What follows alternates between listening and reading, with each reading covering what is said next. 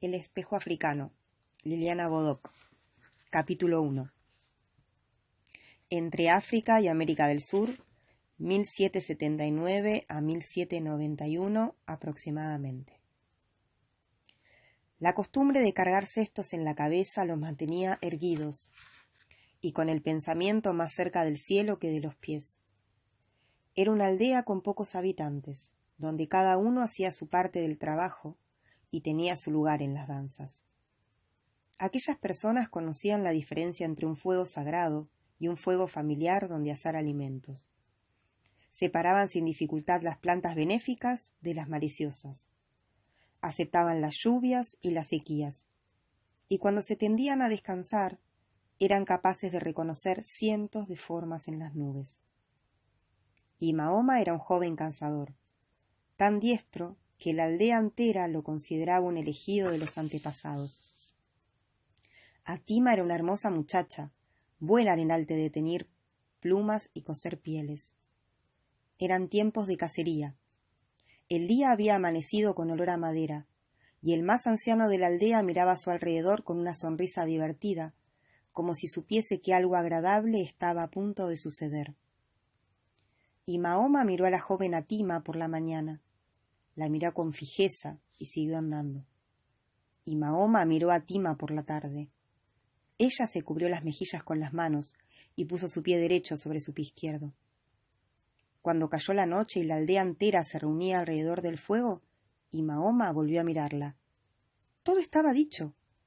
3 miradas de un hombre a una mujer en el curso de un día eran invitación a boda, siempre que las familias aceptaran. Y las familias aceptaron, porque Mahoma y Atima eran los 2 ojos de un mismo pez, las 2 laderas de una misma montaña, y tendrían una descendencia saludable. Los festejos se realizaron poco tiempo después. Hubo carne y fruta para toda la gente de la aldea y para algunos parientes que llegaron de lejos. Atima le dio a su esposo un brazalete de piel como regalo, y Mahoma le dio a su esposa un pequeño espejo enmarcado en ébano que él mismo había tallado con paciencia. Alzaron una choza en el sitio indicado por los mayores y la vida continuó su curso al son de los tambores.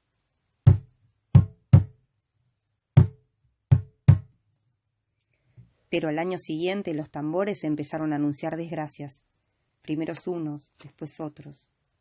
Todos los tambores resonaban con mensajes confusos, como si no estuviesen seguros de sus visiones, o se apenaran de asustar a los hombres con tan malas noticias.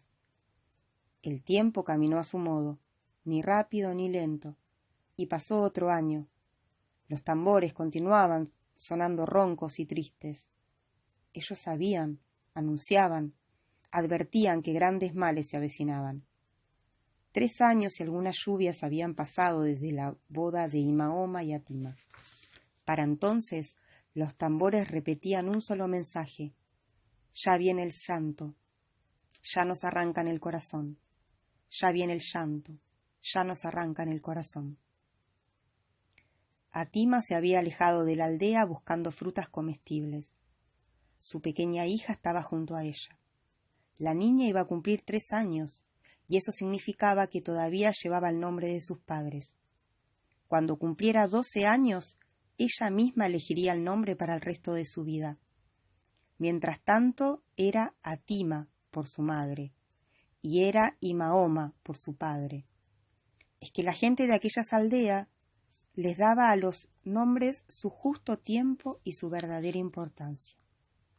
Atima la madre, y Atima y Mahoma la niña, juntaban frutos y cantaban, pero no estaban solas ni a salvo.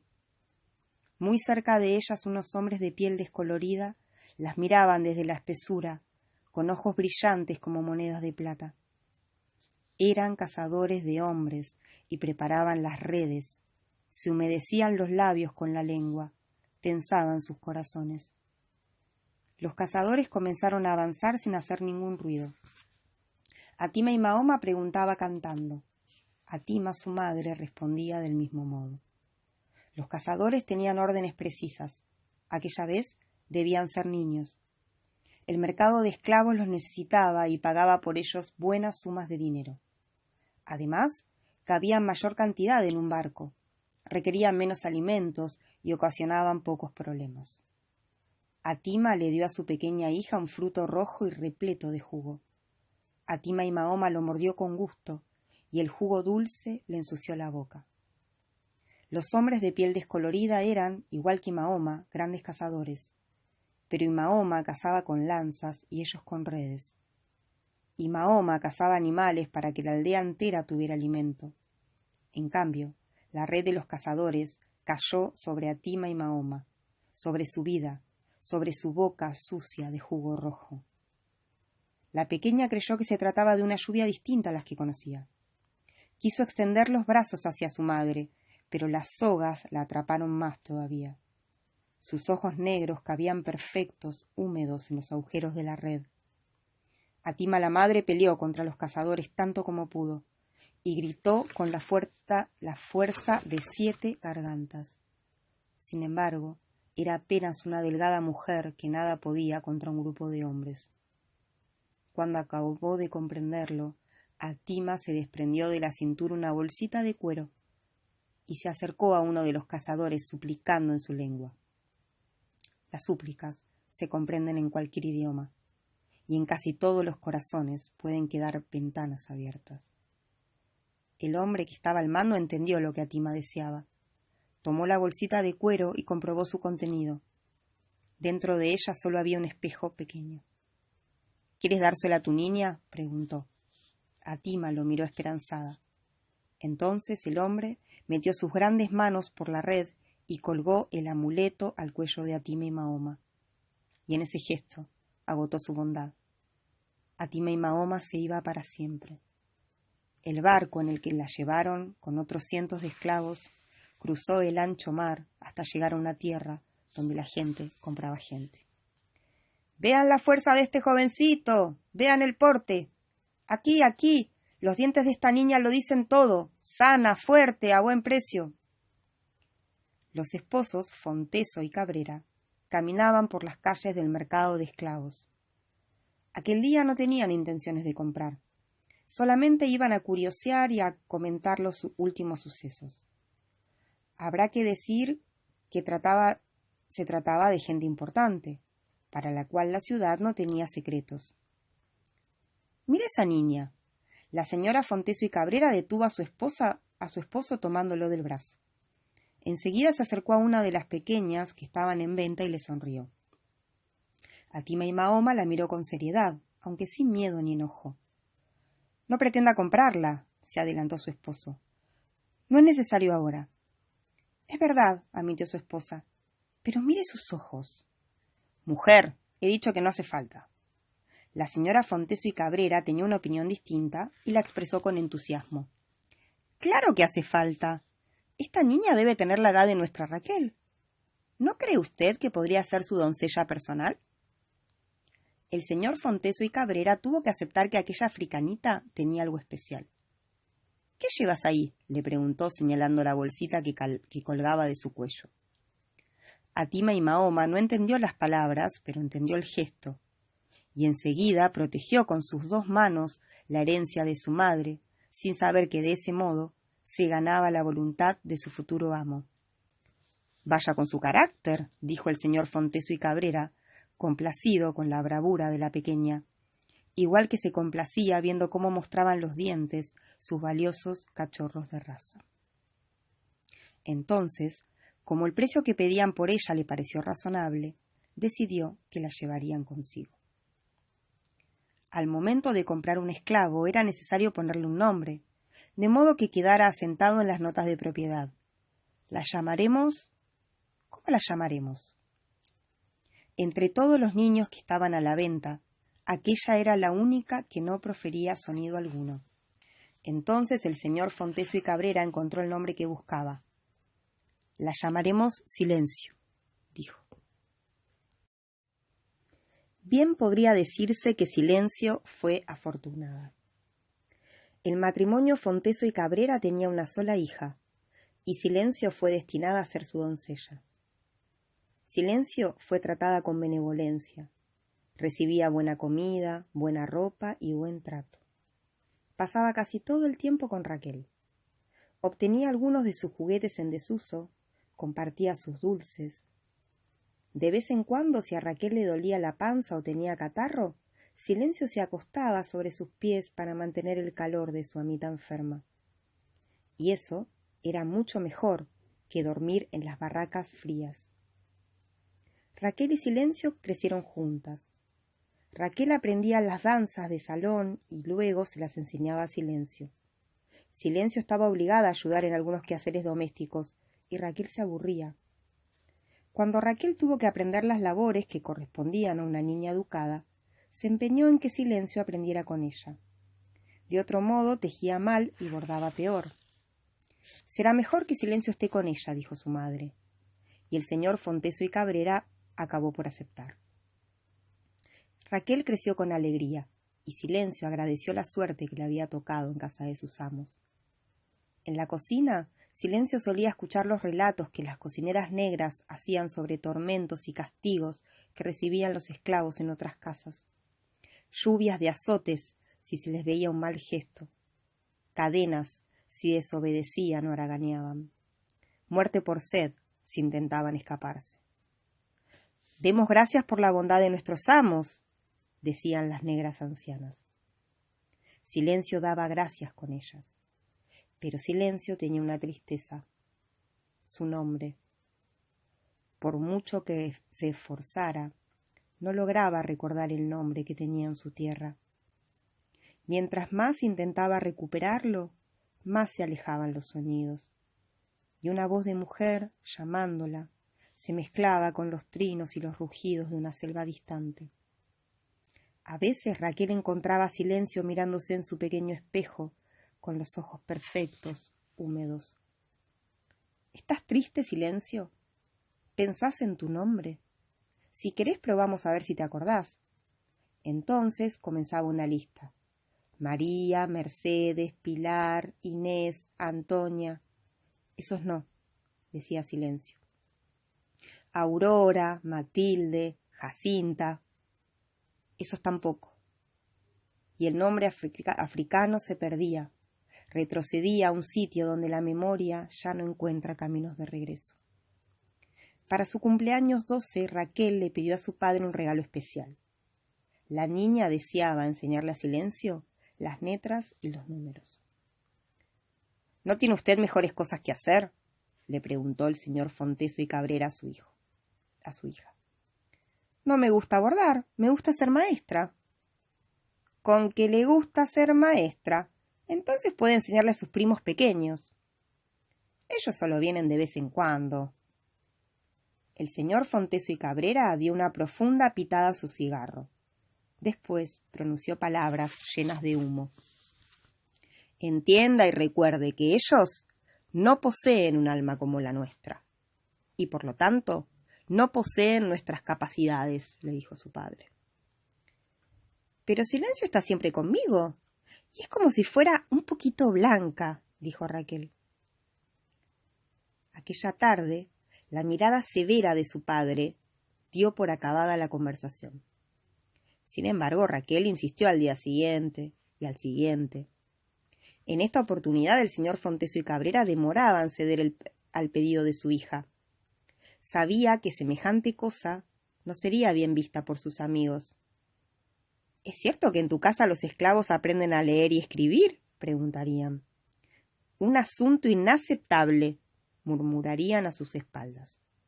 Pero por otro lado pensaba que de seguir las cosas tal como iban, pronto se vería obligado a negarle y aún a quitarle a su pequeña Raquel las ventajas con las que había crecido. Y el señor Fonteso y Cabrera había aprendido que el lujo resulta natural, como el aire cuando se lo conoce desde la cuna. Al fin pudo más este pensamiento. «Pongo una estricta condición», dijo el señor Fonteso y Cabrera antes de darse por vencido, «que esto sea un secreto. Usted le dará esas clases en el granero y no lo contará a sus amistades ni a sus primos». Raquel y Silencio buscaron una madera bastante grande y lisa que apoyaron contra una de las paredes del granero. Allí escribirían las letras y los números con pedazos de yeso. Luego acomodaron unos fardos de heno como asientos y tuvieron su escuela. Por su parte, el señor Fonteso y Cabrera se tranquilizó imaginando que aquel juego aburriría muy pronto a su hija. ¿Cuánto se equivocó? Los meses pasaron y el granero, donde Raquel le enseñaba a Silencio las letras y los números, jamás estuvo ocioso. La vida transcurría con bien, o al menos eso parecía. A veces Silencio solía tomar su espejo, y frente al cristal intentaba recordar su nombre. Josefina, Alma, Anita, esos no. Aurelia, Magdalena, esos tampoco. Era una siesta calurosa de diciembre del año 1791 en la ciudad rioplatense. El señor Fonteso y Cabrera y su esposa mandaron llamar a Raquel para hablar con ella sobre algo importante. Aquello no hubiese sido extraño. Era frecuente que, ante cualquier falta de Raquel, sus padres se esforzaran en largas amonestaciones intercaladas con fábulas y versículos. Pero esa vez parecía diferente. Raquel no imaginaba lo que estaba a punto de escuchar, porque nadie le había advertido que la situación económica de la familia era desesperada y que su padre enfrentaba el fantasma de la ruina. «Verá usted, hija», dijo el señor Fonteso y Cabrera, «las cosas por aquí no están del todo bien». La esposa del señor Fonteso y Cabrera no alzaba la vista de su bordado. Sin cesar daba puntadas verdes y puntadas azules en los bordes de un mantel de hilo. «He intentado demorar esto», continuó el padre. «Sin embargo, ya no hay manera de retrasar algunas tristes decisiones. Son decisiones que me pesan, créame, me pesan mucho». Justo entonces su esposa se pinchó el dedo con la aguja. Una puntada roja en el ramo de flores que bordaba. «Necesitamos reunir algún dinero y para eso deberemos desprendernos de ciertas cosas de valor. Alhajas de su madre, los caballos de raza». En el mantel de hilo las flores se marchitaban apenas bordadas. Quizás por esto el señor Fonteso y Cabrera se dispuso a decir todo de una sola vez y con tono que no dejara lugar a reclamos. «Y algunos de nuestros esclavos. Silencio es una de nuestras siervas domésticas de mayor valor, joven, sana y de buen carácter, de manera que...» Raquel había entendido. «¿Podría vender una cocinera?», comenzó a decir Raquel. «Siempre dice usted que son de las mejores y que sus amigos las envidian». Compraron a Silencio para una hacienda en la provincia de Mendoza. Y esta vez no había nada más que decir. Todos allí sabían lo que significaba el trabajo de los esclavos en las haciendas. Sol a pleno durante interminables jornadas. Látigo para los débiles, noches dolorosas, picaduras de insectos, agua con mal sabor. Y los tambores volvieron.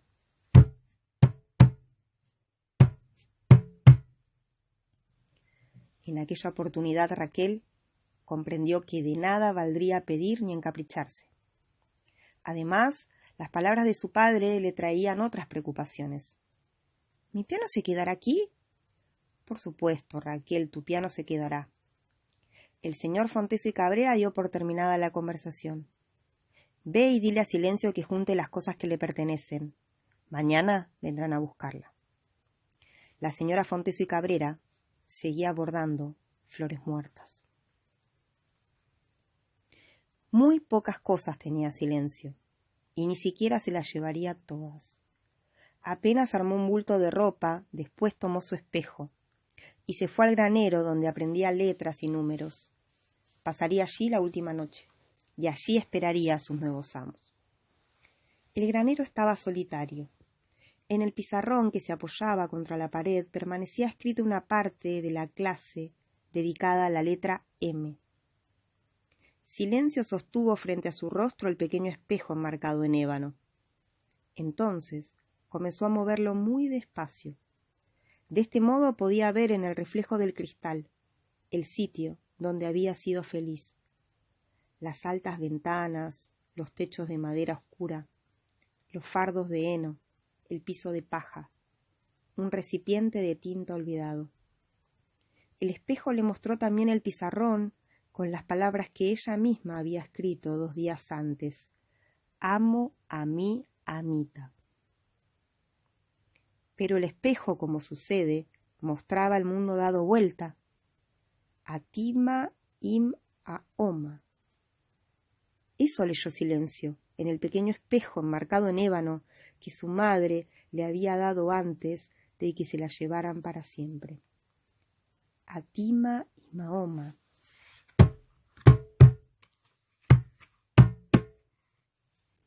En el revés de las cosas, podrían haber dicho los tambores. En el revés de las cosas suele estar la verdad.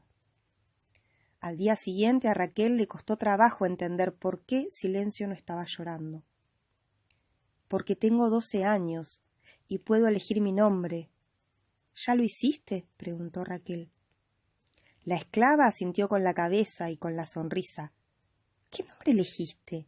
¿Aurelia? No. ¿Josefina? ¿Alma? ¿Anita? No. ¿Remedios? ¿Magdalena? Tampoco. ¿Qué nombre elegiste? ¿Esther? Ese tampoco. ¿Qué nombre elegiste? Atima y Mahoma. Raquel no había entendido y volvió a preguntar. ¿Qué dijiste? Atima y Mahoma, respondió la esclava. ¿Y cómo se te ocurrió ese nombre? No fui yo, me lo dio el espejo. Raquel movió la cabeza igual que, a veces, lo hacía su madre. No hables así. Tus nuevos amos te van a azotar por andar repitiendo hechicerías de negros. ¿Me entendiste?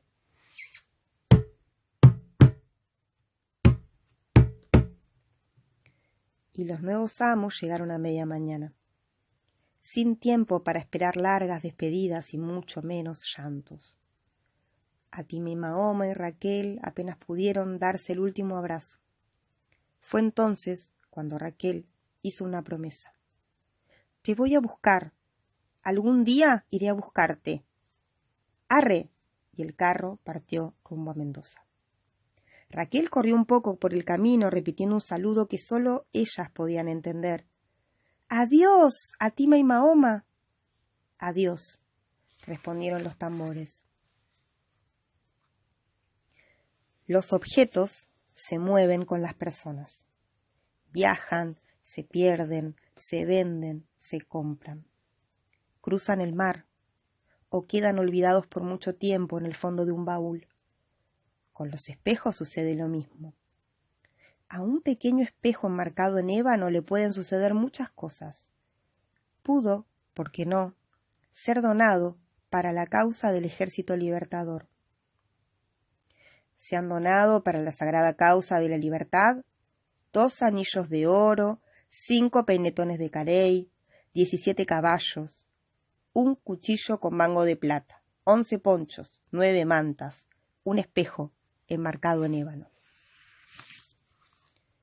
¿Qué haría con un espejo el general San Martín? Como sea, algo extraño relacionado con el espejo ocurrió años después. Fue cuando el pequeño espejo enmarcado en ébano volvió a cruzar el mar, esta vez hacia el continente europeo.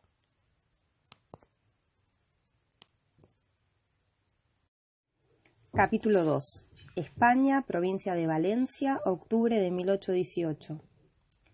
Ni los ojos, Dorel. No lleves ni tus ojos más allá del umbral de la casa, porque nunca se sabe dónde se esconde lo peor. Y menos al atardecer, que ya sabemos, Dorel, las calamidades que el atardecer esconde entre sus barbas rojas.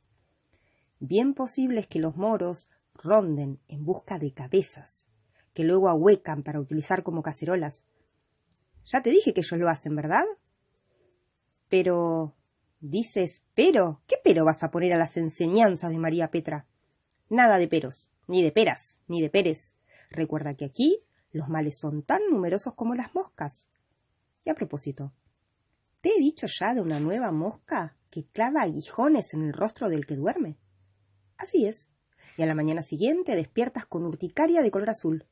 Y pobre de ti si te la rascas. ¿Por qué? Entonces el veneno de la mosca entra y va directo al corazón. Y en el propio y mismísimo corazón de la víctima comienza a formarse. ¿Cómo te diré? Un barrio, una provincia, un país de moscas. Dorel hizo un esfuerzo por tragar la comida que se llevaba a la boca y asintió con la cabeza como siempre lo hacía. María Petra, la propietaria del negocio de antigüedades más próspero de Valencia, tenía poquísimo cabello y muchísimos fantasmas. Por esa causa mantenía cerradas las ventanas, excepto la vidriera donde se amontonaban los objetos que María Petra había comprado por unos pocos centavos y que luego vendía con buenas ganancias. La casa oscura de María Petra tenía el olor triste de los lugares donde nunca entra el sol. Y tenía también su propia música hecha con el chirriar de las puertas, los crujidos del piso de madera y el borboteo de una olla donde hervía eternamente algún té de yuyos. María Petra salía de su casa solo una vez al mes. Caminaba 3 cuadras y medias, subía 9 escalones y llamaba a la puerta de su tía. Permanecía 1 hora exacta de visita y regresaba por el mismo camino. Aquella era la única vez que Dorel quedaba al frente de negocio de antigüedades y podía perderse en sus propios sueños. Era habitual por ese entonces la costumbre de criar un huérfano, ofrecerle casa, comida y algo parecido a un hogar a cambio de trabajo. María Petra acostumbraba a hablar del asunto muy a menudo. Cada vez que recuerdo cómo estabas cuando te saqué del orfanato, Dorel. Puro hueso y puro pensamiento. El pensar no es nada bueno. Ya te lo he dicho, ¿verdad? Sí, señora. Pero aquel día María Petra andaba con ganas de recordar. Tenía 6 años y eras así de flaco, una ramita de tomillo. Pero te traje aquí y te alimenté con caldo bien grasoso y puré de coliflor.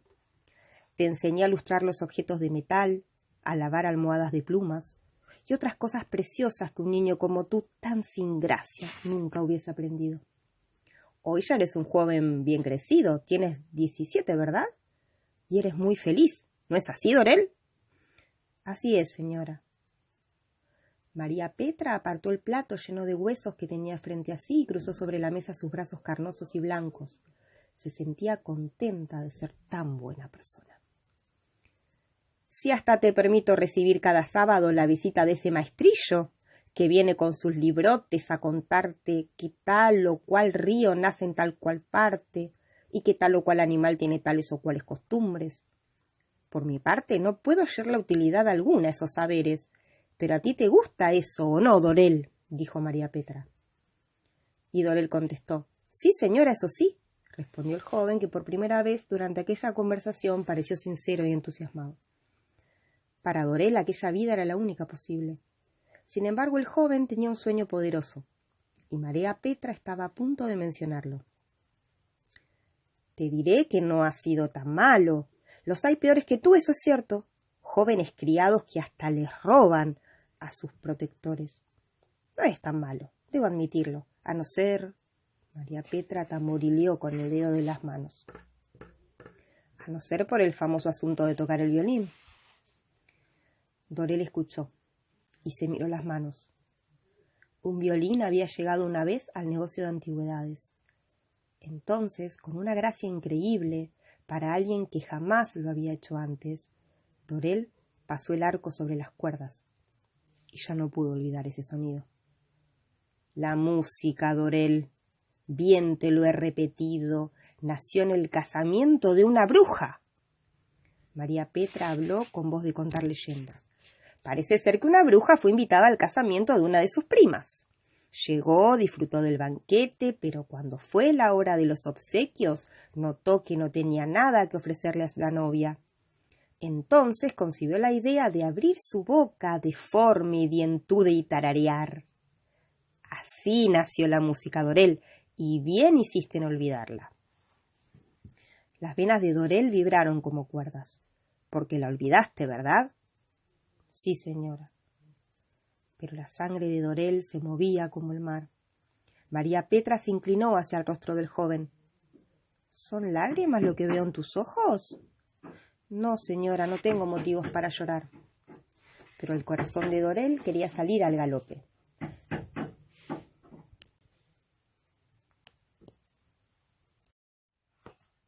Las venas de Dorel vibraron como cuerdas. Porque la olvidaste, ¿verdad? Sí, señora. Pero la sangre de Dorel se movía como el mar. María Petra se inclinó hacia el rostro del joven. ¿Son lágrimas lo que veo en tus ojos? No, señora, no tengo motivos para llorar. Pero el corazón de Dorel quería salir al galope. Lo mismo creo yo. No tienes ningún motivo para llorar. Y muchos motivos para considerarte dichoso, ¿no es así? Dorel no respondió. No podía hacerlo. Responde, Dorel, ¿no es así? Dorel no respondió. No quería hacerlo. Pero María Petra seguía preguntando. ¿No es así, Dorel? ¿No es así? Agobiado, triste de repente, como si dentro de él se hubiese puesto a llover, Dorel quiso responder y pudo. No, señora, no es así. El rostro de María Petra quedó inmovilizado en un gesto que expresaba asombro y horror. Pero Dorel había comenzado y ya no podía detenerse.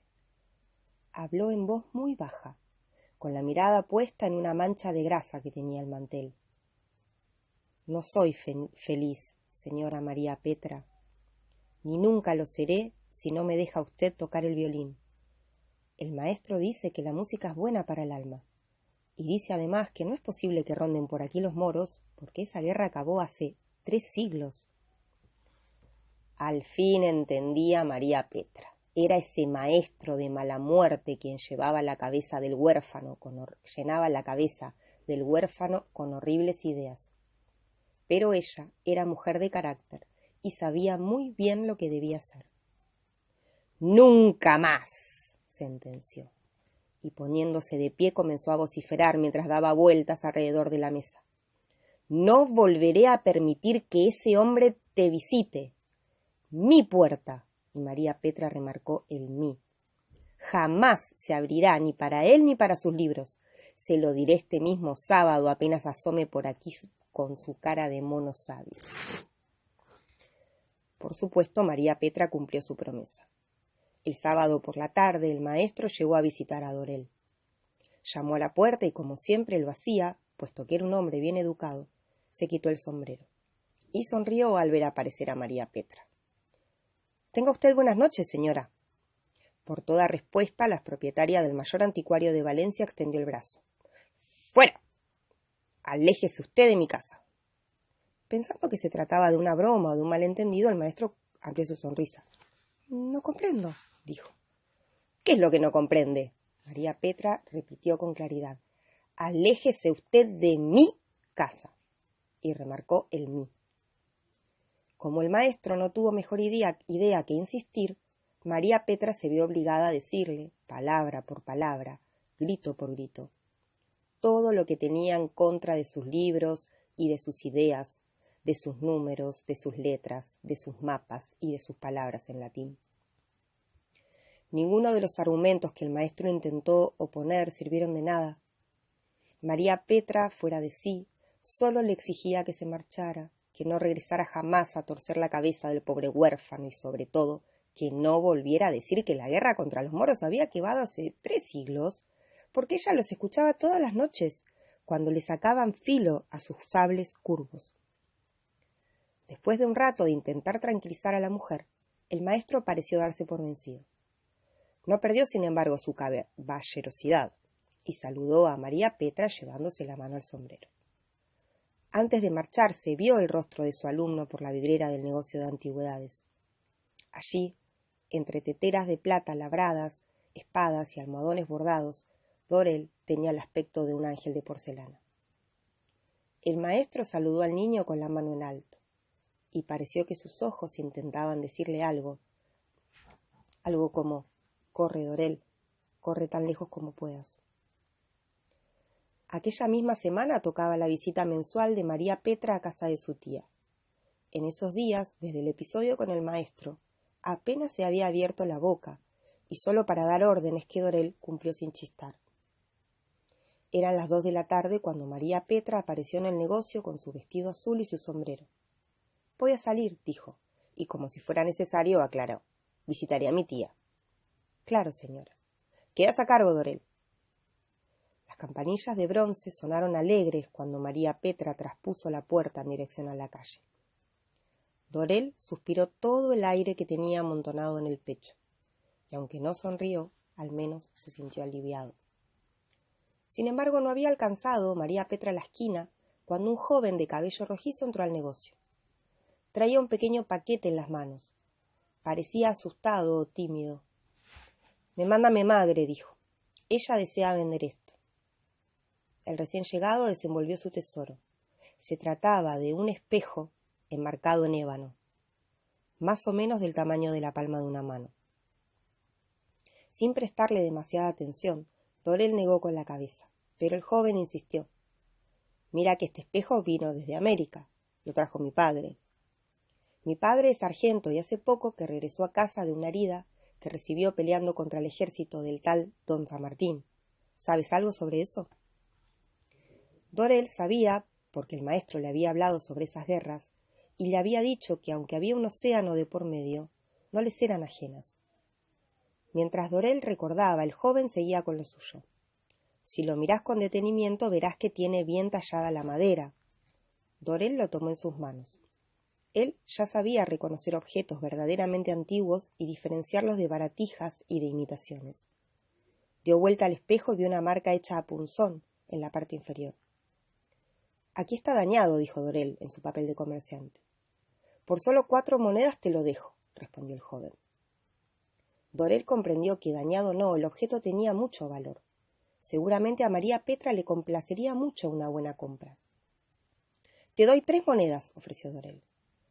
«Es para medicinas». Era evidente que el joven de cabello rojizo decía la verdad. «Necesitamos 4 monedas para poder comprarlas».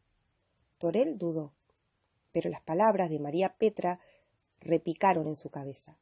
«Nunca te conmuevas por la palidez, el hambre o la tragedia de los clientes, porque entonces llevarás mi negocio a la ruina». «3 monedas o nada», dijo Dorel. «Está bien», aceptó el joven, «algo es algo, y ya veremos de encontrar lo que nos falta». Tomó las 3 monedas que Dorel sacó de una lata, saludó y se fue. Dorel se dispuso a sacarle brillo a la nueva adquisición para enseñársela a María Petra cuando ésta regresara de visitar a su tía. Tomó un paño y comenzó su tarea, primero la parte posterior para dejar lustroso el ébano. «¿Qué será esta marca hecha punzón sobre la madera?», se preguntó el huérfano.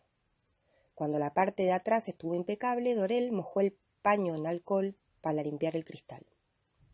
Entonces el espejo le mostró su rostro casi gris de tanto encierro. Le mostró sus ojos casi viejos de no ver el mundo. Dorel intentó sonreír y notó que su boca no recordaba cómo hacerlo. Su corazón comenzó a latir muy fuerte, igual que si tuviera un tambor en el pecho.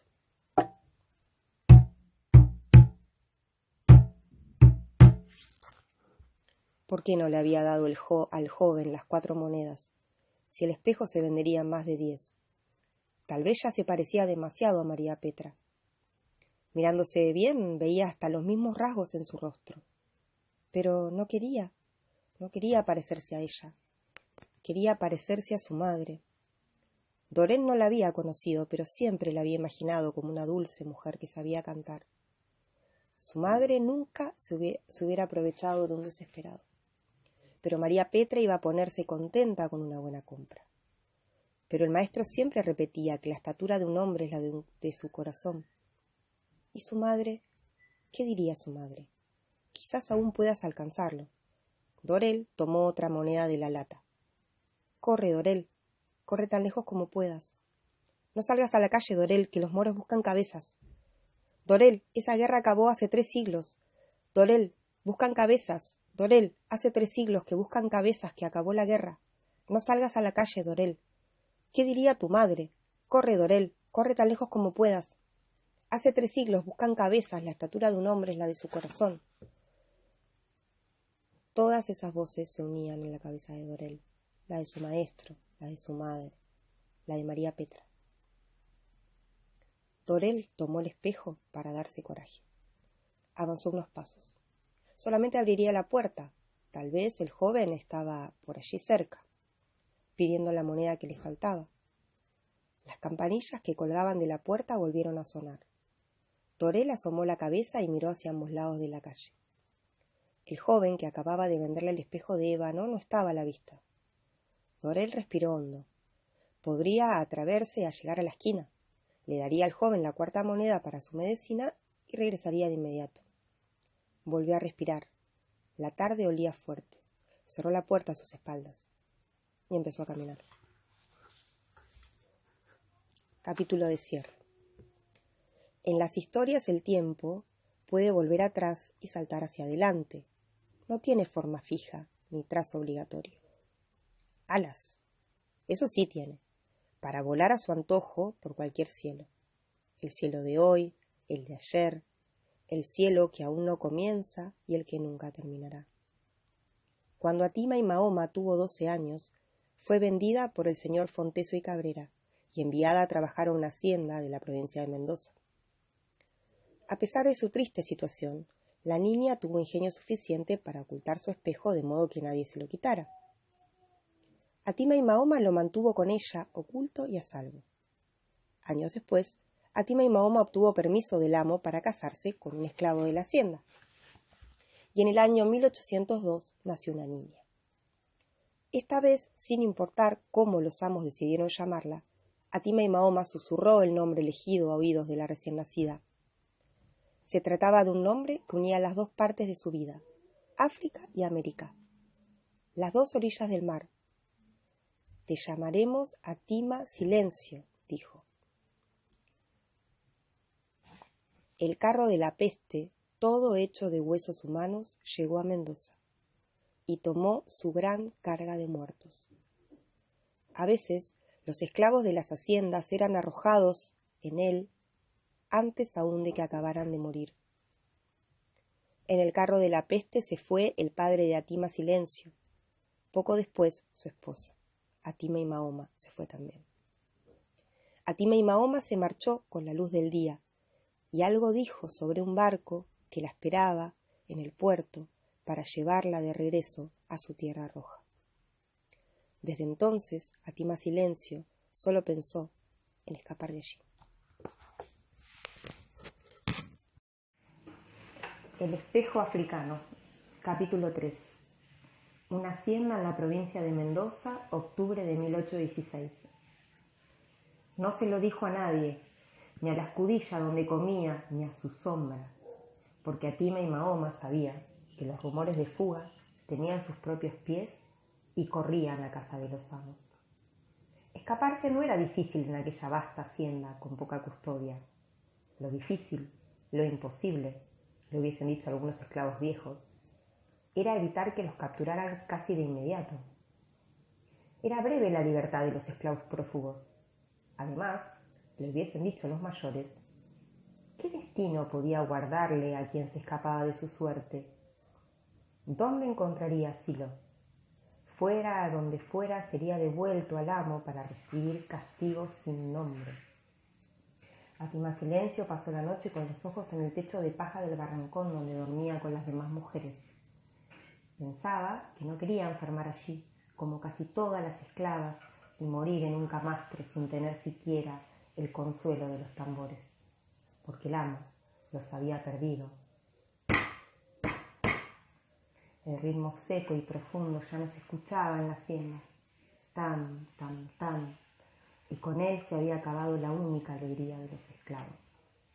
Aquella noche, igual que las anteriores, Atima Silencio puso sus ojos en el techo. Una fuerte tormenta azotaba. El viento arrastraba el paisaje, hojas, polvo y estrellas. Todo se iba con él. Un madero flojo, casi desgajado del techo, golpeaba contra una de las paredes del barrancón. Tan, tan, tan. El sonido se transformó en una orden. Vamos, Atima Silencio, abandona tu camastro y corre afuera. Hay caminos, hay tambores para guiarte. Vamos, este es el momento. Corre, Atima, corre tan lejos como puedas. Atima Silencio tomó de debajo de su almohada de heno el espejo que su madre le había heredado y salió de allí. Caminó sin prisa, como si fuese de día y tuviera que ir a limpiar los gallineros y las porquerizas. No miró hacia atrás, ni pensó hacia adelante, solo avanzaba paso a paso, ignorante de su destino. Los gritos estremecieron la madrugada lluviosa. ¡Fuga! ¡Fuga! Una partida de hombres con rifles salió a seguir el rostro de la esclava. La lluvia, que aún seguía cayendo, les dificultaba el avance. La mañana era oscura, oscuras sus razones, oscura la piel de la prófuga que respiraba con dificultad a causa del cansancio. ¡Fuga! ¡Fuga! Los hombres se separaron para cubrir todo el terreno. A pesar de sus esfuerzos, Atima Silencio no había conseguido alejarse demasiado durante la noche de tormenta. Calzada con sandalias de soga y cuero. Varias veces se había caído, siempre se había levantado. De pronto, ¡te tenemos! Atima Silencio giró hacia sus perseguidores, pero era solo un espino que había enganchado su ropa. Respiró hondo, miró el cielo y siguió avanzando. ¡Fuga! ¡Fuga! El hijo mayor del amo iba con la partida. Le divertía cazar esclavos, igual que le divertía derribar pájaros. Era bueno, quizás el mejor en captar indicios y huellas que señalaban el rumbo de los prófugos. Y se jactaba de ello. En esa ocasión sería muy fácil, puesto que se trataba de una jovencita que, sin duda, dejaría evidencias por todo el camino. Y el hijo mayor del amo de la hacienda no estaba equivocado. Un jirón de ropa blanca enganchado en una planta espinosa era la señal que necesitaba. Mejor sería no comunicárselo a nadie. Seguiría solo y traería del pescuezo a la prófuga. Su padre le palmearía la espalda orgulloso y su prometida se llenaría de admiración. El atajo que Atima Silencio había elegido la llevó a la zona de quebradas rocosas. Quizás eran los tambores los que la estaban guiando hacia las alturas. Atima Silencio comenzó a trepar, agarrándose de los salientes, con la esperanza de que la otra ladera la pusiera a salvo de sus cazadores. La quebrada era alta y escarpada, pero igual que antes, ella no miró hacia atrás. Trepó Atima Silencio. ¡Fuga! ¡Fuga! Trepó forzando sus piernas delgadas, tensando sus rodillas puntiagudas. Ya casi llegaba a la cima. ¡Vamos, Atima Silencio! Hay caminos, hay tambores para guiarte. ¡Vamos! Este es el momento. ¡Corre, Atima! ¡Corre tan lejos como puedas! Pero cuando la esclava alcanzó la cima, se quedó paralizada. La ladera era en verdad una pared vertical, imposible de descender. Ella no era pájaro para volar, ni culebra para arrastrarse. Era una esclava prófuga que, cuando intentó volver sobre su camino, vio a la muerte con sombrero de paja mirándola desde abajo. El hijo del amo la había encontrado y sonreía. Tenía tiempo y posibilidad de pedir ayuda a los otros hombres, pero ¿por qué hacerlo? Eso solo serviría para compartir el mérito que le correspondía solamente a él. Sus piernas eran fuertes, sus botas de cuero podían mucho más que unas sandalias de cuerda. Sus brazos estaban bien alimentados, así que el hijo mayor del amo subió confiado, mirando el terror de la esclava atrapada entre él y un precipicio. La lluvia torrencial había reblandecido el terreno, y sus pies se apoyaron en la roca equivocada, suelta. Se desprendió una roca y arrastró otra roca que arrastró otra roca. Los pies del perseguidor quedaron sin apoyo, y su peso fue demasiado para las manos que intentaron sostenerse de una saliente escasa. El cuerpo del hijo mayor del amo dio tumbos secos mientras caía. La muerte había perdido su sombrera de paja y su sonrisa. Ahora yacía boca arriba, con los ojos pálidos. Atima Silencio lo miró desde lo alto. Justo entonces el cielo empezaba a abrirse. El sol estaba allí. El hijo mayor del amo parecía muerto. Quizás los tambores no se habían equivocado. En poco tiempo, las nubes se deshicieron.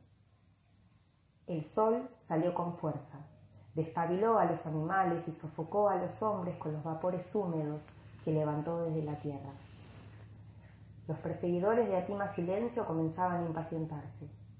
Se secaban el sudor, escupían y maldecían a la esclava que los obligaba a demorar el descanso y la comida. Ya lo pagaría, ya iba a pagarlo. Uno de ellos, que iba rezagado, se detuvo a beber.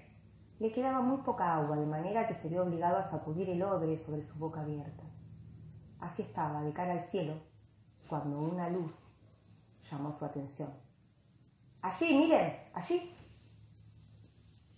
Los dos hombres que lo acompañaban siguieron la dirección del dedo extendido, pero demoraron en advertir lo que su compañero señalaba. Sin embargo, después de un momento, una luz zigzagueó entre los árboles. Era indudable que se trataba de señales humanas. El que había descubierto la señal de luz disparó al aire para avisar a quien pidiera ayuda que ya iban en camino. Muchas cosas se imaginaron y comentaron entre ellos mientras se acercaban al lugar. Tal vez uno de esos vendedores que llegaban de tanto en tanto con su carreta cargada de mercancías había sufrido un accidente. Podía ser un arriero mordido por una serpiente, o podía ser el mismísimo doctor que visitaba con frecuencia al amo para aliviarle sus dolores de huesos, el que necesitara ayuda. Muchas cosas imaginaron, pero no imaginaron lo que iban a encontrar. De pie, en la cima de la quebrada, la esclava prófuga hacía señas de luz con un pequeño espejo apuntando en dirección al sol. Cuando los hombres se disponían a subir por ella, Atima Silencio le señaló el cuerpo que yacía en el fondo del barranco. Y luego, como para ahorrarles el trabajo, bajó por sí misma y se entregó. 3 días después, Atima Silencio fue llamada a la casa principal. El amo la esperaba sentada en su sillón, detrás de un gran escritorio labrado, con las esquinas de bronce. Los 3 hombres que la habían hallado estaban de pie a sus espaldas.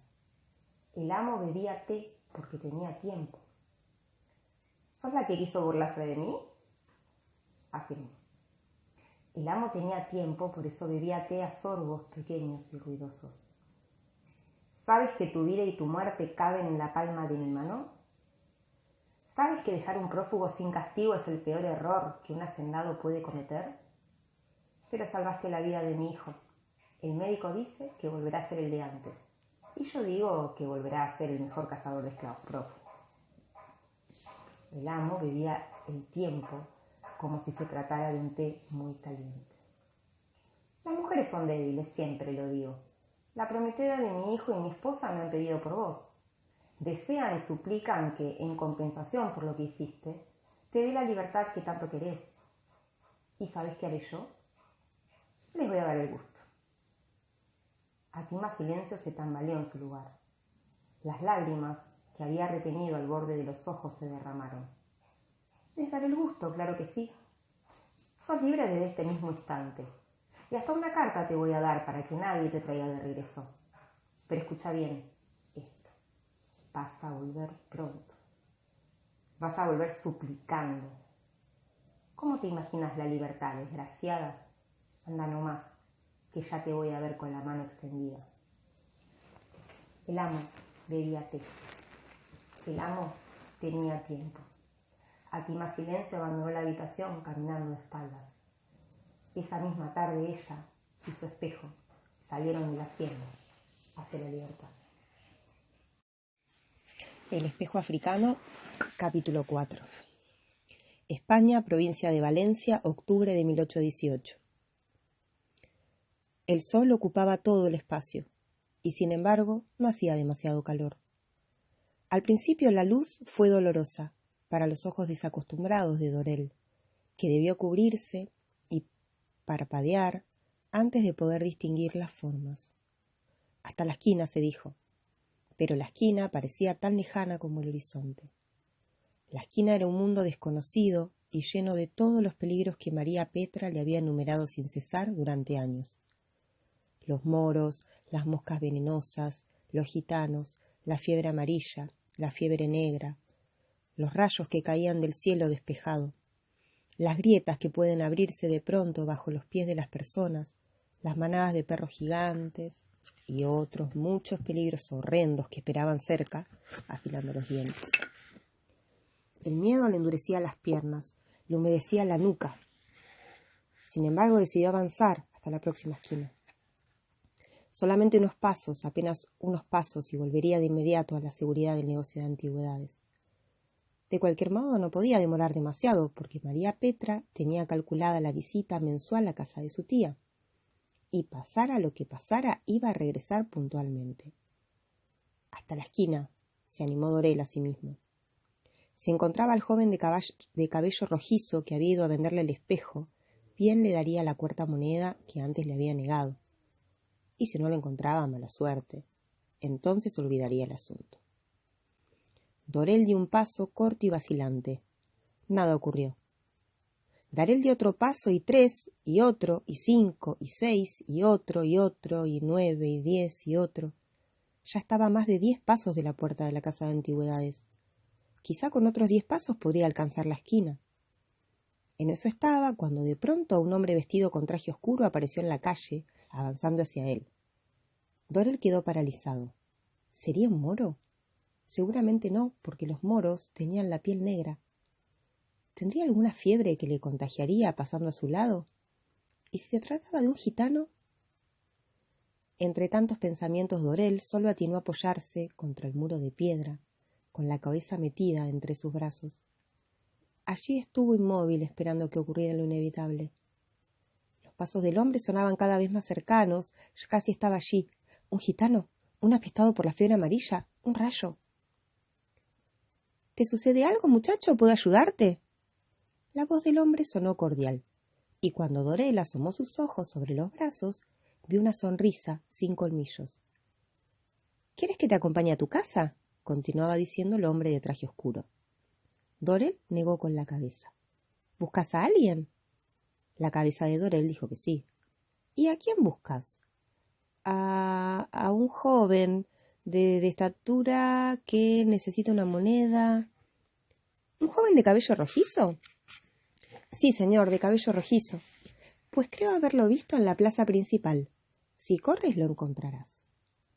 El hombre se quedó esperando a que Dorel partiera. Un poco por eso y otro poco por el sol, Dorel empezó a correr. Lo hizo sin saber siquiera dónde quedaba la plaza principal. Corrió sin ritmo ni fortaleza, pero corrió. Muchacho! Lo llamó el hombre. ¡Que tengas suerte! Y suerte tuvo, porque la plaza apareció ante sus ojos. En la plaza principal había matas de flores coloridas. Dorel se quedó boquiabierto ante ellas y pensó en agacharse a olerlas. Pero cuidado, allí podría esconderse un nido de moscas venenosas. De pronto el corazón de Dorel volvió a acelerarse. Estaba en la plaza principal, y no entendía cómo se había atrevido a llegar tan lejos. Era mejor que regresara. Al fin, el joven que le había vendido el espejo no estaba a la vista. Al recordar el espejo, Dorel se llevó la mano al bolsillo donde lo había guardado. Llamó una voz a sus espaldas. Dorel giró espantado. Una anciana de mantilla negra le tendía la mano pidiéndole que le ayudara a cruzar un charco. ¿Darle la mano a un extraño? María Petra le hubiese vaticinado una muerte casi segura por contagio, pero la anciana estaba impaciente. «Muévete, que no tengo todo el tiempo del mundo. ¿O será que no te enseñaron a respetar a los mayores?» La mano de Dorel se extendió vacilante hacia la anciana, que se agarró con increíble fuerza y cruzó el charco con poca dificultad. «Creo que deberías estar haciendo algo de provecho», dijo la anciana, «en lugar de estar haraganeando en la plaza». «Busco a alguien». Dorel se sintió obligado a dar explicaciones. «No me digas, ¿a quién buscas?» «A un joven de cabello rojizo que, según creo, debe estar pidiendo una moneda». «Tienes suerte. Acabo de verlo. El pobrecito está en el puente. Pide que pide para una medicina, pero nadie le ha dado nada. Ni yo pude hacerlo porque soy demasiado pobre. Si tú tienes una moneda para darle, ve a buscarlo». «Es que no puedo», comenzó a decir Dorel. Aquella anciana no tenía paciencia ni ganas de discutir. No vengas con que no puedes. Claro que puedes, porque tienes 2 piernas. Ve al puente enseguida, no discutas con alguien que podría ser tu abuela. ¡Corre, corre! Un poco por la determinación de la anciana y otro poco por el sol, Dorel tomó rumbo al puente sin saber siquiera dónde quedaba. Pero el puente apareció ante él. Era una arquitectura sobria que cruzaba sobre un río angosto y poco caudaloso. En aquel lugar el mundo parecía un remolino. Dorel veía y escuchaba como se ve y se escuchan las pesadillas, lejos y cerca. Las formas y los colores se le echaban encima y luego se alejaban como arrastrados por un viento. Los ruidos de la ciudad atronaban en sus oídos y enseguida se desvanecían sin dejar eco. Dorel giró la cabeza hacia un lado y hacia otro. Tampoco estaba allí el joven de cabello rojizo. A estas alturas Dorel había perdido el sentido del tiempo, de modo que ya no calculaba cuántos minutos tenía para llegar a casa antes de que lo hiciera María Petra. Pocos, muy pocos, eso era seguro. Así que cuanto antes iniciara el regreso sería mejor. ¡Buenos días! Una muchacha que tendría más o menos su misma edad lo saludaba y le sonreía. Llevaba colgada del brazo una canasta cubierta con un mantel blanco. «Vendo panecillos de anís. ¿Quieres comprar?» Dorel recordó los cuadros al óleo que había en la casa de antigüedades y que él solía mirar largamente. Aquella muchacha parecía salida de uno de ellos. «Si tienes una moneda, compra un panecillo», insistió la muchacha de largo cabello ondulado. «Están recién horneados, te gustarán». «Tengo una moneda, pero no puedo gastarla», respondió Dorel. «¿Y por qué?» La muchacha no dejaba de sonreír. «Porque debo dársela a un joven de cabello rojizo que la necesita para comprar». «¡Una medicina!», completó la vendedora de panecillos de anís. «¿Cómo lo sabes?» «Lo sé porque acabo de verlo en el puerto. Casi lloraba el pobre. Yo le di uno de mis panecillos para que al menos no tuviera hambre. Es una suerte saber que tú vas a darle esa moneda». Dorel sonrió también, por primera vez en ese día, por primera vez en mucho tiempo. «Anda», lo animó la joven, «y si quieres regresar otro día para que conversemos, estoy siempre aquí, vendiendo panecillos». Un poco por el sol, pero más por la blanca sonrisa de la vendedora, Dorel empezó a andar. Sintió tras de sí la mirada de la joven y eso lo obligó a caminar sin mostrar vacilaciones. Ese viento que llegaba a su nariz, con olor a madera húmeda y a pescado, debía venir del puerto. Pero, ¿podría llegar allí, entregar la moneda y regresar a tiempo? Moros, gitanos, fiebre amarilla, rayos, perros salvajes. Posiblemente la distancia que había entre Dorel y la casa de antigüedades hacía que la voz de María Petra se escuchara con debilidad. Al fin llegó al puerto. Aquello sí que era un mundo entero, desordenado, sucio, maravilloso. Un mundo lleno de gente y de gritos donde sería casi imposible encontrar al joven de cabello rojizo. Un barco se alejaba y a Dorel se le llenaron los ojos de lágrimas. Alzó la mano y saludó. El barco hizo sonar la sirena y el pobre Dorel, que apenas estaba conociendo el mundo, creyó que el barco le estaba respondiendo. Como sea, decidió que era momento de volver. Demasiada suerte había tenido hasta ese momento, pero mejor no abusar de ella. La buena suerte es una pizca de pimienta. Te acercas a ella para olerla, estornudas y la haces volar lejos de ti. Eso decía siempre María Petra. Un montículo de piedras le dio una idea a Dorel, que ya se sentía capaz de sostenerse sobre sus piernas. Subiría hasta allí para ver si divisaba al joven. Si lo hacía bien, lo llamaría para darle su moneda, pero si no lo veía, entonces regresaría de inmediato. Subió, miró hacia aquí, miró hacia allá, y nada. Era momento de volver. Mientras descendía, recordó el pequeño espejo. Con el valioso objeto lograría reducir el castigo de María Petra. En lugar de 3 meses de trabajo doble y media ración de comida, serían 2 meses y 25 días. Dorel tanteó su bolsillo, el espejo seguía a salvo. Dorel pensó que tenía sed y tomó el camino de regreso. —¿A dónde vas, jovencito? ¿Te atreves a pasar con tus ruidosos zapatos sin notar que aquí hay un poeta buscando versos? —Disculpe —dijo Dorel, que conocía sobre los poetas gracias al maestro—. Es muy fácil pedir disculpas, pero los inigualables versos que comenzaban a tomar forma en mi cabeza, ellos ya no están. —Tal vez regresen —se atrevió a responder Dorel. Entonces la ira del poeta fue tanta que se alzó de la roca en la que estaba sentado y tiró sus papeles al viento. —Jamás —gritó—. Los versos jamás regresan, son como los ríos. ¿Has visto tú un río que regrese? Dorel pensó que había muchas cosas que jamás regresaban. Lo pensó, pero no lo dijo en voz alta. Sin embargo, algo debió pasar en su rostro que conmovió al poeta. Supongo que al menos habrás tenido un motivo importante para molestarme con tu presencia.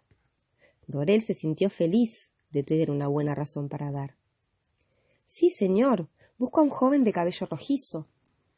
En el monasterio, lo interrumpió el poeta. Allí estaba golpeando la puerta. Ahora, márchate y deja que mis versos regresen. Pero, señor, usted acaba de decir que los versos no regresan. ¡Fuera! Un poco por el alarido y un poco por el sol, Dorel se marchó sin decir ninguna otra palabra. El monasterio era una construcción de piedra rodeada de grandes árboles. No todas las puertas cerradas son iguales. Algunas hay que imponen respeto, de modo que llevan a quedarse parado ante ellas con la mano extendida, sin atreverse a llamar. Ante esas puertas el viajero se pregunta repetidas veces si el motivo que lo llevó hasta ellas vale tanto como para molestar a quienes están detrás, ocupados en graves tareas. Exactamente así estaba Dorel cuando alguien le habló desde arriba de un árbol. —¿Qué buscas, hijo? Qué bien sonó aquella palabra en boca del monje delgado y barbudo que ahora bajaba del árbol con increíble agilidad. —Me gusta la sombra —explicó el monje, y luego repitió su pregunta. —¿Qué buscas? En esa oportunidad Dorel sacó el espejo de su bolsillo y se lo mostró al monje. Un joven de cabello rojizo me vendió este espejo, y yo le debo una moneda. ¿Se trata de un joven que necesitaba una medicina? Sí, dijo Dorel, ese mismo. Puedes estar tranquilo. El muchacho estuvo aquí y le dimos lo que necesitaba y algo más.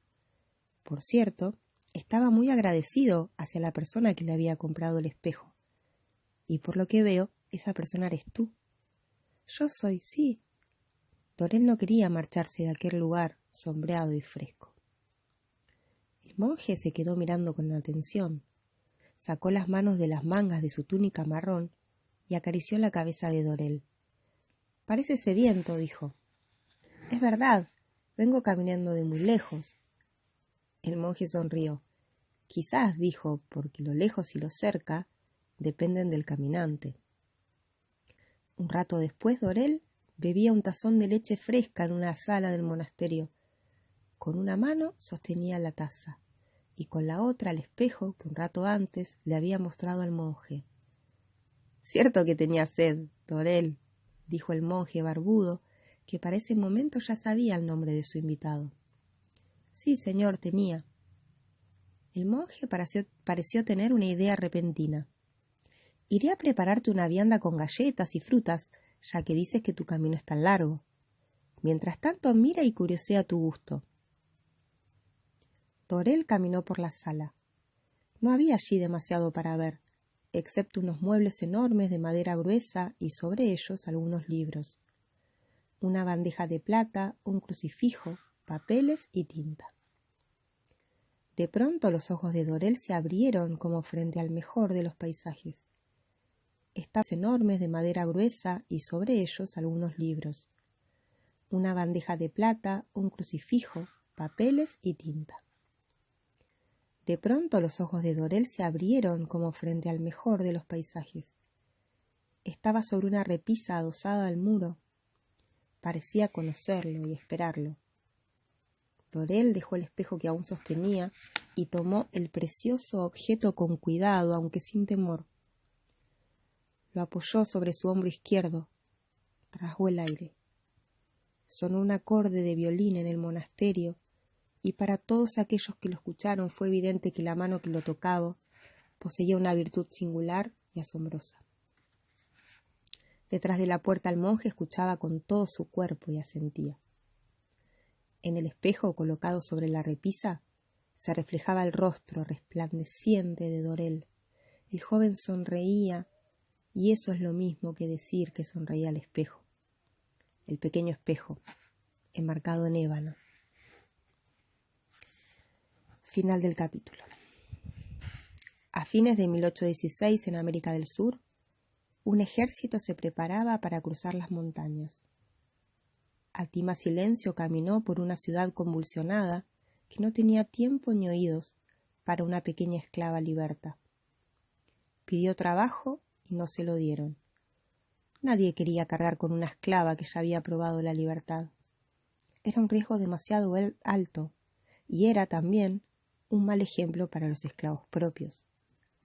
Atima Silencio caminó día y noche obteniendo apenas y a veces una limosna que le permitía alimentarse.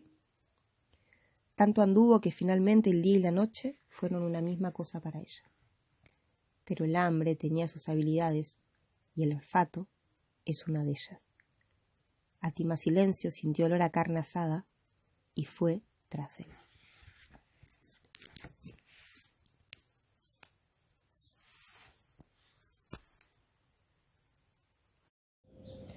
El espejo africano, capítulo 5.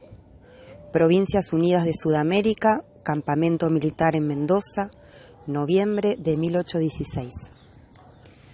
Se ocultó en la oscuridad que rodeaba la hoguera. Su corazón decía una cosa y su estómago otra. Cerca, un hombre tocaba la guitarra y cantaba otra copla sobre un hombre que cantaba una copla. Otros hombres iban y venían ocupados en quehaceres que Atima Silencio no podía distinguir. De tanto en tanto sonaba una voz o una carcajada. A un costado de la hoguera, sobre un brasero de hierro, se reconocían restos de carne y grasa. Atima Silencio debía decidir entre su hambre y su miedo, y el hambre, claro, pudo más. La primera reacción de los hombres al verla aparecer fue de absoluta indiferencia. Con tanta penumbra creyeron que se trataba de una de las pocas mujeres que ayudaban a diario en los preparativos para la campaña. Las conocían a todas, viudas en su mayoría, decididas, escandalosas y mal habladas como marineros de un barco carguero. Pero pronto uno de ellos observó la novedad y con un grito llamó la atención de sus compañeros. Todos giraron a mirarla. Algunos pensaron que todavía era una niña. Otros, en cambio, pensaron que ya había dejado de serlo. Atima Silencio tenía puestos los ojos en el brasero donde chirriaban los restos del asado. «¡Acércate!» Y ella avanzó un poco. «Si querés comer tenés que acercarte más. No tengas miedo. Vamos, acércate». Los trozos de carne se apretaron en la hoja de un cuchillo pequeño y filoso. «Toma». Atima Silencio comió con avidez. Si su madre hubiese estado allí, le habría dado un reto de esos que no terminaban nunca, pero su madre no estaba para retarla, ni para protegerla. Uno de los más jóvenes se acercó a ella. «¿Cómo te llamas? ¿De dónde venís? De seguro sos una esclava prófuga. ¿Tenés miedo?» Se acercó un poco más. «Sos bonita, ¿sabés?» Tomó coraje en la risa de sus compañeros. «¿Qué es lo que llevas colgado en el cuello? Déjame verlo». Sin embargo, no alcanzó a tocar el espejo cuando algo lo detuvo en seco. Dos jinetes se aproximaban. Aquellos hombres debieron reconocer alguna señal porque de inmediato se levantaron. Acomodaron sus ropas y su aspecto. Los recién llegados traían linternas de aceite con las que recorrieron el grupo, rostro por rostro. «¿Quién es esta niña?». El que preguntó tenía autoridad sobre todos ellos y sobre muchos otros. ¿En verdad la madre de Atima Silencio no estaba allí para protegerla? Las explicaciones que recibió el jinete fueron entrecortadas y no dijeron mucho. «Llévenla con las mujeres. Ellas sabrán tratar a una niña asustada y hambrienta mucho mejor que nosotros. ¿No lo creen así, soldados? Sí, señor. Así comenzaron para Tima Silencio los pocos días de sosiego y alegría que aquel lugar podía darle.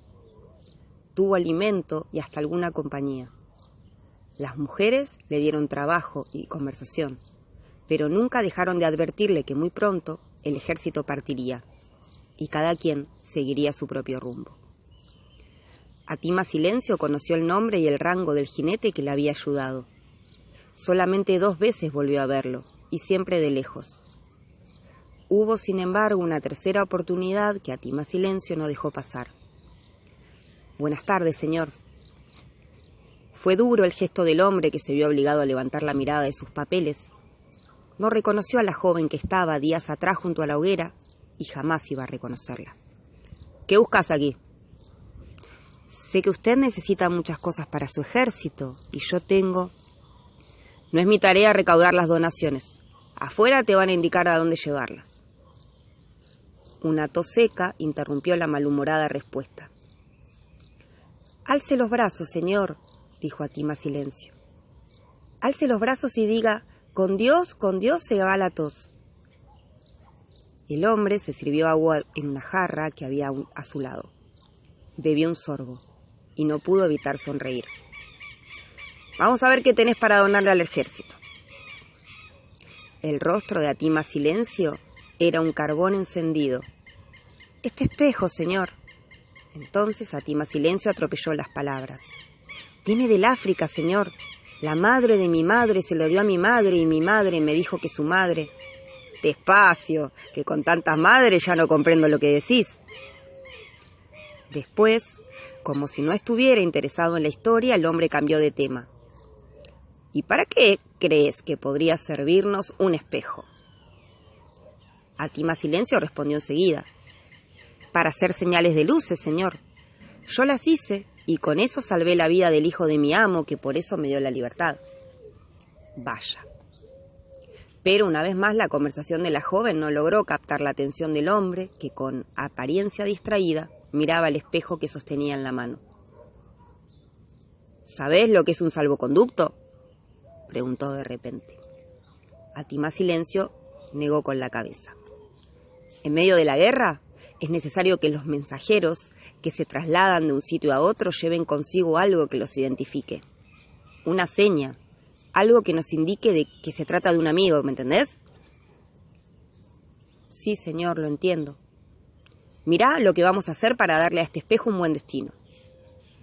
El general José de San Martín tomó un estilete y grabó su firma en la parte inferior del dorso del espejo.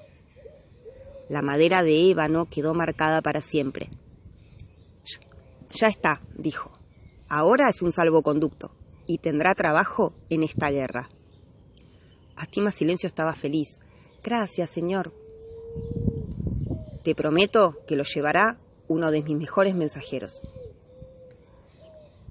Pocos días después, las barracas se levantaron y los hombres partieron. Cada quien tomó su rumbo, como habían advertido las mujeres.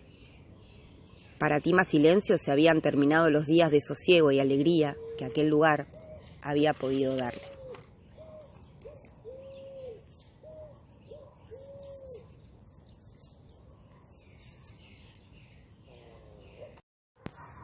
El espejo africano, capítulo 6. Chile, ciudad de Talca, 18 de marzo de 1818. Atardecía en la ciudad de Talca y en las afueras el ejército del general San Martín acampaba con la intención de pasar allí la noche. Los soldados debían comer y descansar para enfrentarse al enemigo al día siguiente. Frente a una posta de la ciudad chilena, un viajero detuvo su caballo. Le quedaba muy poco para llegar a su destino, pero el caballo le pedía agua y reposo para seguir andando. El viajero pensó que la posta era un buen lugar y se detuvo. El sitio estaba vacío, excepto por un reducido grupo de realistas sentados alrededor de una mesa. El hombre agachó la cabeza y trató, de todas formas, de pasar desapercibido. Al fin, era un paisano más que se detenía por un plato de comida caliente. El recién llegado pidió su cena, con pocas palabras. No se quitó el sombrero, ni giró a mirar a los realistas que en su mesa susurraban y reían. Pero aunque aparentaba indiferencia, el paisano tenía los sentidos adiestrados de un mensajero: vista, olfato y oído. Advirtió que 2 de ellos tenían grado de sargento. Los otros 3 eran soldados. Se hizo levemente hacia atrás y de a pedazos fue entendiendo el sentido de la conversación. Es grande nuestro general Ordóñez. Dispersos o dormidos. Apuesta a que mañana estaremos aquí mismo celebrando. El paisano empezaba a comprender. Un ataque sorpresivo se preparaba para esa noche contra el ejército de San Martín, que descansaba en Cancha Rayada. Se llevó la mano al pecho para tantear el espejo que lo identificaba como mensajero. Debía apurarse para llegar a tiempo. Llamó al posadero, pagó la comida que ni siquiera había probado y se dispuso a partir. Sin embargo, antes de que pudiese abandonar el lugar, uno de los sargentos se dirigió a él. Tú, ¿tan rico o tan bobo eres que pides comida y no la tocas? Ni tan rico ni tan bobo, la comida es mala, dijo el paisano, y procuró dar fin al asunto. Nosotros podemos comer aquí, entonces tú también puedes. Si algo necesitaba el mensajero para asegurarse de que había entendido bien la conversación anterior, era observar lo que cenaban los realistas. Solamente una jarra con agua y unos tazones de caldo. Eso indicaba que aquella noche necesitaban estar sobrios. Quizá le moleste nuestra presencia, terció el otro sargento. Eso no, respondió el paisano. Quien va a entrar a un campo de batalla tiene el ánimo alterado y la sangre ansiosa. Sabe que de cualquier modo, matando o muriendo, estará obligado a tratar de cerca con la muerte. En cambio, no sabe si regresará. Y el miedo a veces se coloca a la máscara de la burla o de la prepotencia. Acércate y prueba un poco de caldo, dijo el que había hablado primero. Prefiero retirarme. Pero yo prefiero que te acerques a tomar caldo, criollo sucio. El realista golpeó la mesa con furia. El mensajero tenía un único objetivo: salir de allí y galopar hasta el campamento para dar aviso al ejército libertador. Por eso, no dudó en quedar como cobarde ante los realistas y hacer en silencio lo que le ordenaban. Si usted me lo pide. Antes de que pudiese cumplir la orden, cuando se inclinó para alzar el tazón, uno de los realistas vio el espejo colgado de su cuello. Miren al paisano llevando chuchería de mujeres. La carcajada de todos los otros acompañó el comentario. ¿Tan buena cara te crees? El sargento realista sostenía el espejo, obligando al paisano a permanecer inmóvil, hasta que de un tirón cortó el cordón que lo sostenía. Entonces lo dio vuelta para observarlo. Entonces su rostro cambió súbitamente. Entonces habló de otro modo. Conozco este trazo. Lo vi en el salvoconducto que unos que traían correspondencia militar hacia Chile. Entre ellos había un indiano que nos hacía de informante. El sargento realista se puso de pie. Detrás de él lo hicieron los demás. El mensajero intentó desarmar la sospecha. No sé si será lo que usted dice, pero gracias a esa rotura me lo vendieron barato y se lo llevo a mi esposa para que me perdone la demora en llegar. Algunos realistas parecieron creerle, pero no todos. Tu esposa tendrá que esperar un poco más. Te vienes con nosotros al cuartel para que el general Ordóñez vea tu espejito, a ver si dices la verdad. Le suplico, sargento. ¡Un carajo! El sargento se quedó con el espejo. Todo estaba dicho. Los realistas se apartaron hacia donde colgaban sus casacas, sus gorras y hasta algunos de sus armas, para tomar todo y marcharse con el prisionero. El mensajero del ejército libertador soñó que era posible. Tenía que aprovechar un descuido de los realistas para escapar de allí. La oscuridad de la noche que comenzaba iba a ayudarlo. Llegaría hasta el caballo atado en un poste cercano, montaría y saldría al galope. Los realistas no iban a reaccionar a tiempo. Cuando salieran, él ya estaría lejos, fuera del alcance de sus balas. Casi sin darse cuenta, el mensajero hacía mientras soñaba mientras hacía. Con un movimiento rápido y sorpresivo salió de la posada. Oscurecía. Corrió hacia el caballo. Desató la amarra y montó. Pero hasta allí llegó su sueño. 2 balazos entraron en su cuerpo. Y entonces, la noche y él fueron la misma cosa. Aquella misma triste noche, un ataque sorpresivo sembró pánico y sangre en Cancha Rayada. Final del capítulo. Tambores. ¿Quién dice que los objetos no hablan? Lo hacen. Pueden hacerlo a través de sus mínimas grietas, de los sitios donde están desgastados. Hablan a través de los matices del color que alguna vez tuvieron. Cuentan sus historias como si fueran antiguos mapas que los expertos deben descifrar. Esto es bien sabido por los arqueólogos y por los poetas. El pequeño espejo de ébano lustroso, que había nacido en el África como un regalo de boda que Mahoma hizo para Tima, tenía mucho más para contar.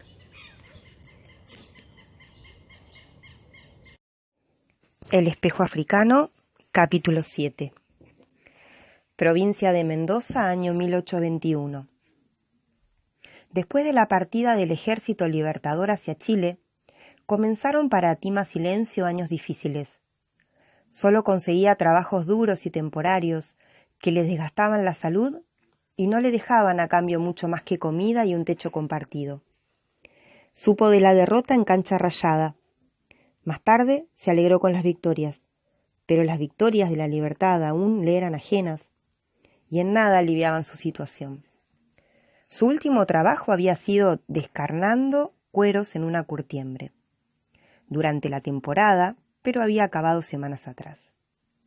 Ahora Tima Silencio deambulaba nuevamente por la ciudad, sin dinero ni refugio, bajo un cielo amenazante. Era invierno, la vida empeoraba. Anochecía, la vida empeoraba. Ladraban perros ajenos y el propio estómago era una boca sollozante. Las casas iluminadas por lámparas de aceite, donde era simple imaginar cacerolas llenas y mesas tendidas, estaban tan cerca y tan lejos, pero tan lejos. La vida empeoraba. A Tima Silencio golpeaba puertas, pedía comida a cambio de trabajo. Las respuestas que recibía eran agrias y violentas. ¿Qué buscas a estas horas? Nada, nada, no hay nada.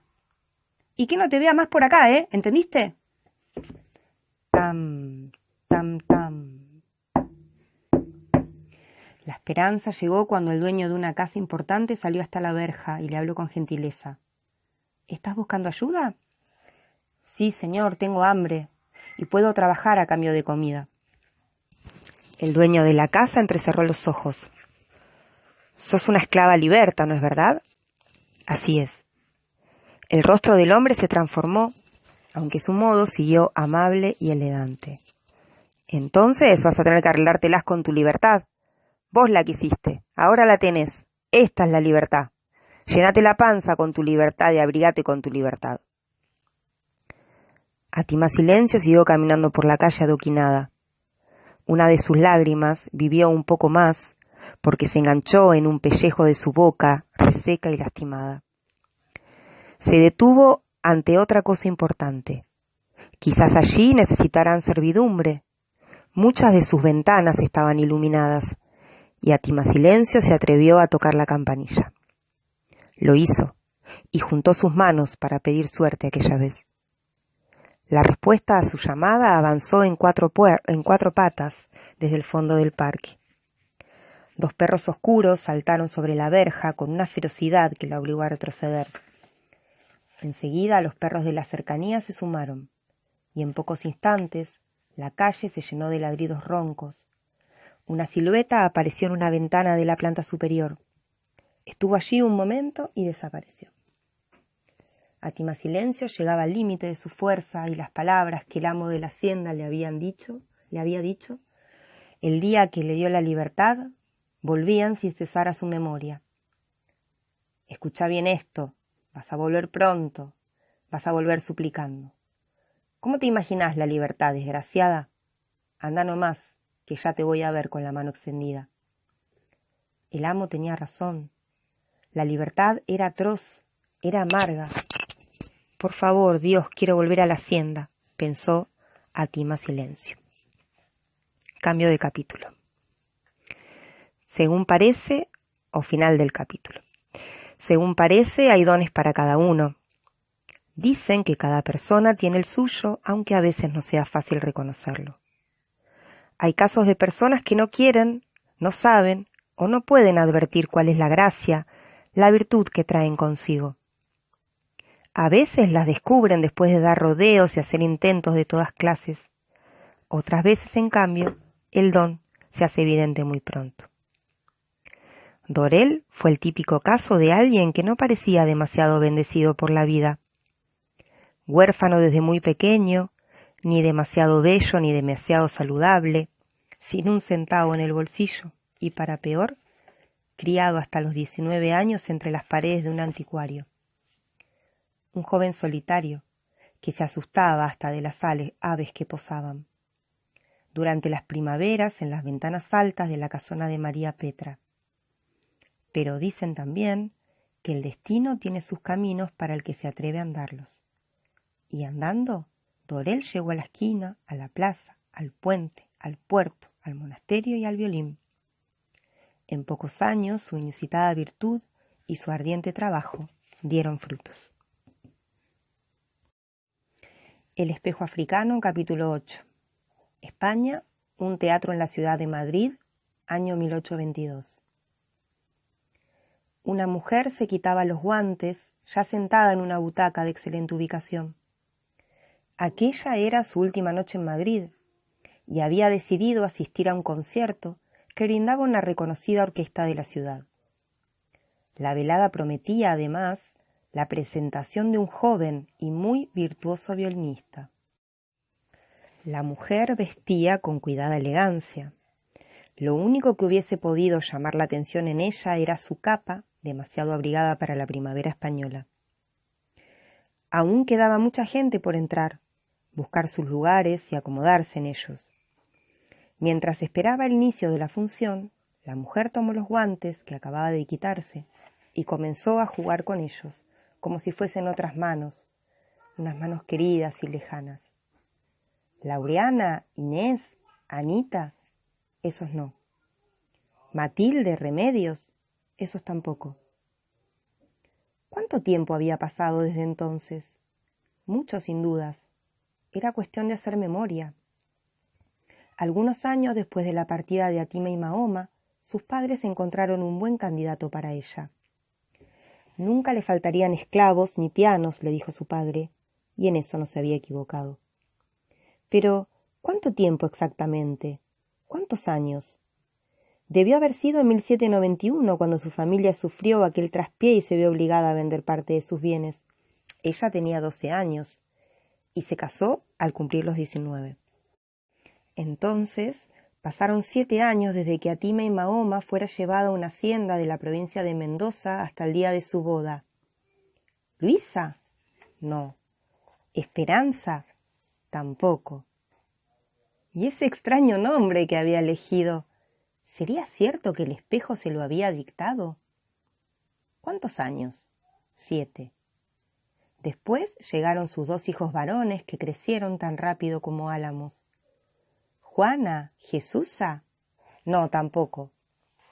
La mujer recordaba con nitidez que, en tiempos de la Revolución, ella había añorado más que nunca la felicidad de su niñez. Quizás fue porque a su alrededor todo cambiaba, y los pianos y los esclavos eran recuerdos permanentes de su tristeza. Una tarde de invierno enviudó, y nada cambió demasiado. Ahora ella unía en el recuerdo su infancia y la revolución, los 2 momentos en que pudo escuchar el ruido de su sangre y el ruido de la sangre de los otros. ¿Cuánto hacía de eso? Los hijos, la viudez. Sin embargo, algo más tuvo que suceder para que ella se decidiera a tomar el mando de su vida, y fue una noche en que despertó con poco aire. Se levantó de la cama como pudo, abrió las ventanas y vio que el aire de afuera tampoco le alcanzaba. Al fin Había llegado el tiempo en que iba a decidir por sí misma, ni por sus padres, ni por su esposo, ni por sus hijos, ni siquiera por el médico que no le recomendaba en su estado de salud un viaje tan largo. Como si volviera a su infancia, como si volviera a los días de 1810, Raquel Fonteso y Cabriera quiso ser feliz. Un solo de violín la devolvió a la realidad. El concierto había comenzado sin que ella lo notara. Raquel reparó en la extraordinaria destreza del violinista y reparó en su aspecto de liebre asustada. El joven músico tenía, sin embargo, la inigualable belleza que toman las personas cuando están apasionadas en algún quehacer. En el pasado ella hubiese podido amar a un joven como aquel, aunque él no hubiera podido darle pianos ni esclavos. ¿Cuánto tiempo había pasado? Josefina, Gracia, Rosaura, esos no. Beatriz, ese tampoco. Cuando acabó la función, el público aplaudió con un fervor poco usual. Sin embargo, la primera en hacerlo de pie fue una mujer que aparentaba unos 50 años y vestía ropa elegante. Los mejores comentarios se los llevó el joven violinista. ¡Tan joven!, se escuchaba. Un verdadero talento, decía la gente mientras abandonaba la sala.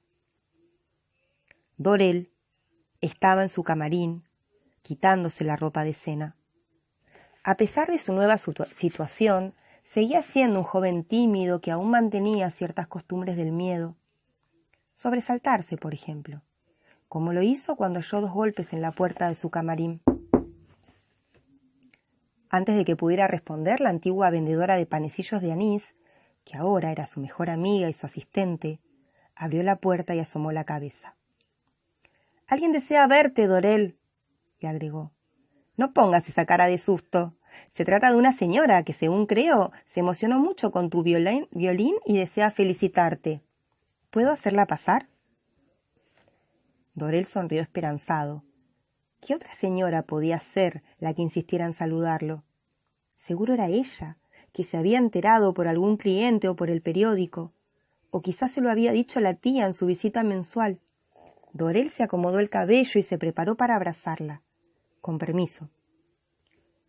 Pero la mujer que entró a su camarín no era María Petra. «Pase, por favor», dijo Dorel sin poder disimular su decepción. «Parece que esperaba a otra persona». «Disculpe», murmuró Dorel avergonzado. «¿Se trata de su novia?» La mujer hablaba con la seguridad de una gran dama. «No. ¿De su madre, entonces?» Dorel demoró un poco en responder.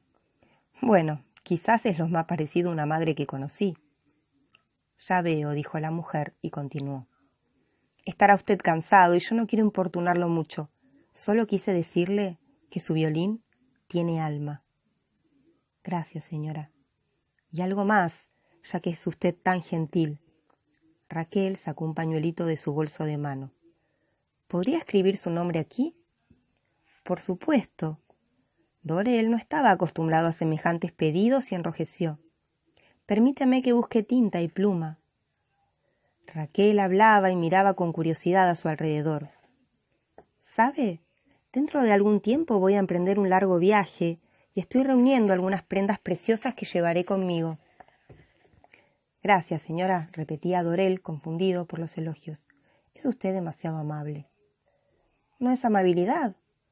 Puede estar seguro de que es puro agradecimiento. Le decía que su violín...»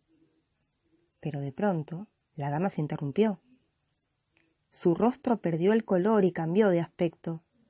Comenzó a caminar sin decir palabra hacia una mesa donde Dorel había depositado sus pertenencias. Tomó el espejo con temor, murmurando pensamientos. «No es posible, mi Dios, ¿cómo podría...?»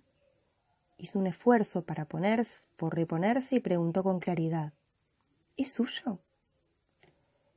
Era difícil decir, según el tono de su voz, si estaba asombrada, enojada, triste o todo al mismo tiempo. «¿Por qué tiene usted el espejo de Atimi Mahoma?» «¿De quién?» Ahora sí, Dorel no comprendía nada.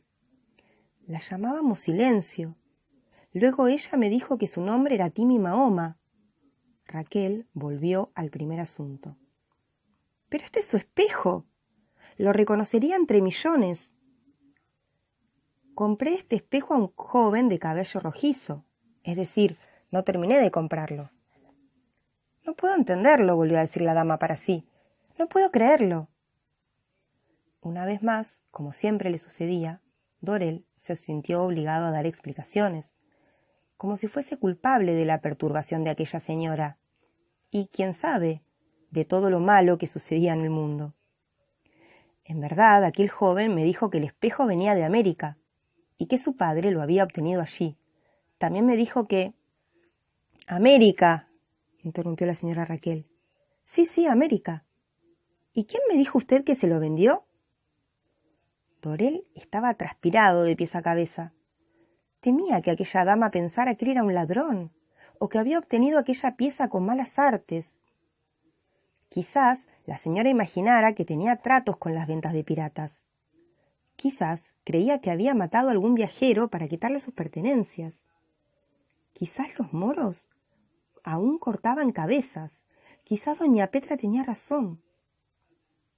Agobiado por la vergüenza, Dorel dio más explicaciones de las que le pedían. Y no pidió ninguna.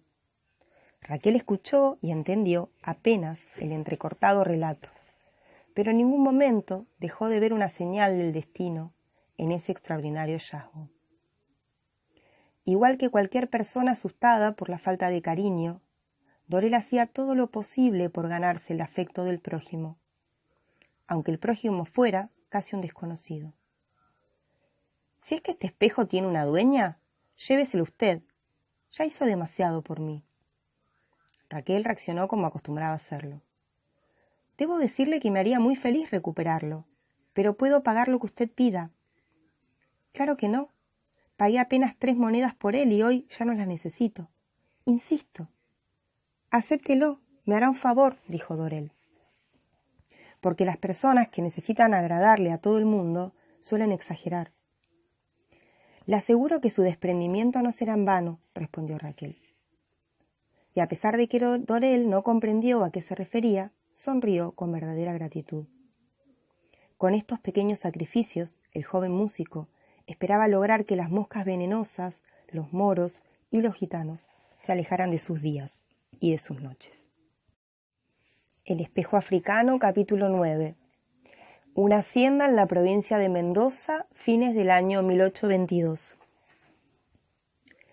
El carruaje se detuvo ante la puerta de una casa blanca, rodeada de macetones floridos. Los ventanales, cubiertos con cortinas livianas que se movían con el viento, daban impresión de frescura y buen aroma en el interior. 2 jovencitas de entre 14 y 18 años conversaban sentadas en las escalinatas del porche. A juzgar por sus ropas, eran parte de la familia que vivía en aquella mansión. Ninguna, sin embargo, se levantó de su sitio, sino que aguardaron a que la mujer llegara hasta ellas. «Buenas tardes, señoritas», dijo Raquel mientras se acercaba. No había duda de que la recién llegada era una señora de cierta clase, pero la fatiga del largo viaje desmerecía bastante su aspecto. «¿Qué desea usted?», preguntó la que parecía un poco mayor. «Verán, busco a una antigua amiga que fue traída a esta hacienda hace ya muchos años». Como la única respuesta que recibió Raquel fue un encogimiento de hombros, se vio obligada a continuar. «Vengo de muy lejos, buscándola». Nadie le respondió. «Tengo algo que le pertenece y necesito dárselo». La mujer frunció un poquito la nariz. «Su nombre es Atime y Mahoma». Entonces la menor se tapó la boca para reír. «¿Por qué la risa, niña?». La paciencia de Raquel, igual que su aspecto, estaba deteriorada por la fatiga del viaje. Es un nombre muy bello, por cierto. En esta oportunidad las 2 hermanas fruncieron la nariz con un gesto idéntico. Raquel pensó que la madre de aquellas 2 jóvenes maleducadas debía fruncir su nariz del mismo modo. Y para abreviar el asunto preguntó: «¿No hay en esta hacienda una esclava con ese nombre?». «¿Una esclava?». Las señoritas de la casa parecieron ofendidas. ¿Qué podrían saber ellas sobre los esclavos? Mucho menos si no trabajaban en quehaceres domésticos. Además ya quedaban muy pocos. ¿O no estaba al tanto aquella señora de las horribles decisiones de la asamblea que pretendía dejar sin esclavos a las haciendas? Nosotras no sabemos de esa esclava que usted busca. Yo busco una mujer, respondió Raquel. Las señoritas no comprendieron del todo la corrección, y la mayor optó por lo más sencillo. Si quiere, vaya hasta los barrancones de los esclavos y pregunte allí. Eso haré, dijo Raquel, han sido muy amables. Caminó hasta el carruaje que la esperaba, subió y golpeó la puerta con rabia, como para dejar claro que su último comentario había sido sincero. 2 hombres, 3 mujeres y algunos niños trabajaban en los alrededores de las barracas. Todos dejaron de hacerlo cuando vieron acercarse un carruaje que no pertenecía a la casa, y todos se acercaron a la mujer, vestida con ropa de viaje, que se quedó de pie, cubriéndose el sol con las manos. Los hombres se quitaron con sus sombreros de paja. Las mujeres se secaron las manos en sus delantales y los niños, ocultos tras ellos, sonrieron. Raquel les devolvió la sonrisa. Tomó de su bolsita de mano un puñado de caramelos de caña que los niños demoraron en recibir. Finalmente, y solo cuando sus padres los alentaron, ellos se acercaron con timidez. Recibieron los caramelos y se alejaron corriendo. ¿La señora está necesitando algún servicio de nosotros? Así es. Estoy buscando información sobre una persona a quien no veo desde que ambas éramos niñas. No sabemos a quién la señora está buscando. La trajeron para trabajar en esta hacienda y su nombre es Atima y Mahoma. ¿Saben a dónde puedo encontrarla? La expresión en los rostros de quienes la escuchaban se oscureció, pero Raquel prefirió no aceptar el indicio e insistió. ¿Será que la llevaron a otra hacienda? ¿La señora fue ama de Atima y Mahoma?, preguntó uno de sus hombres. Fui su ama y a veces su amiga, contestó Raquel. Entonces debe saber que ella ya está en la tierra de los antepasados. Por un momento y contra todo el sentido común, Raquel quiso creer un absurdo. ¿Entonces pudo regresar a su aldea africana? No, señora, Atima y Mahoma está en la tierra de la que no se vuelve.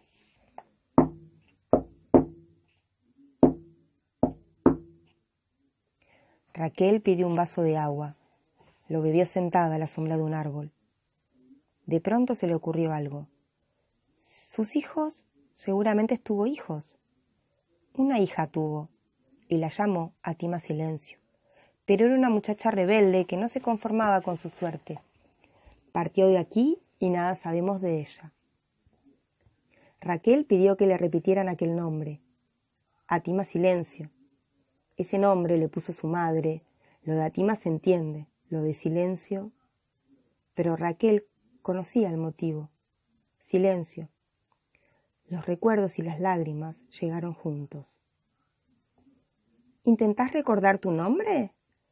Mercedes, Leonor, Jacinta. Esos no. Elvira, Rosaura. Esos tampoco. ¿No recordás tu verdadero nombre, Silencio?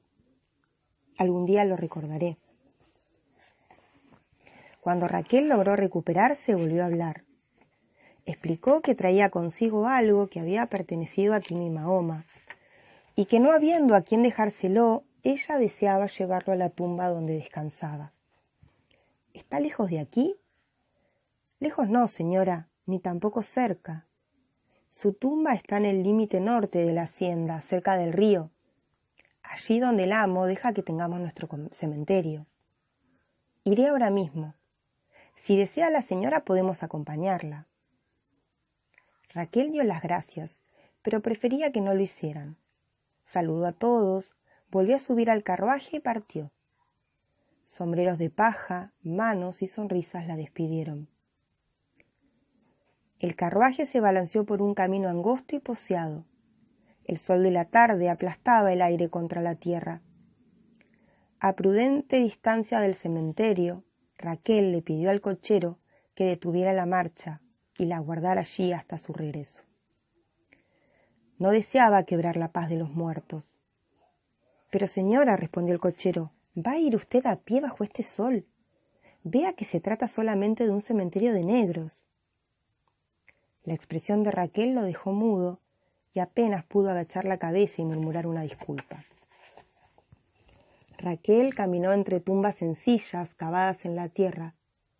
Las cruces que la señalaban eran 2 palos atados entre sí con cuerdas. Los nombres estaban tallados con trazos desprolijos y toscos. Leyó cada nombre hasta encontrar el que buscaba: Atima y Mahoma. Se detuvo y se sentó sobre una piedra a un costado de la tumba. «Estarás enojada conmigo porque nunca cumplí mi promesa. Podría explicarte. Ocurrieron cosas que me fueron demorando. Me casé, tuve hijos. ¿Y vos?» «Una hija rebelde, según me dijeron». «Bueno, quiero que sepas que vine a buscarte y a darte algo que te pertenece. Mira, tengo conmigo el espejo que te devolvió el nombre. Alguien lo marcó detrás con un punzón. No sé quién puede haber sido tan torpe como para hacerlo.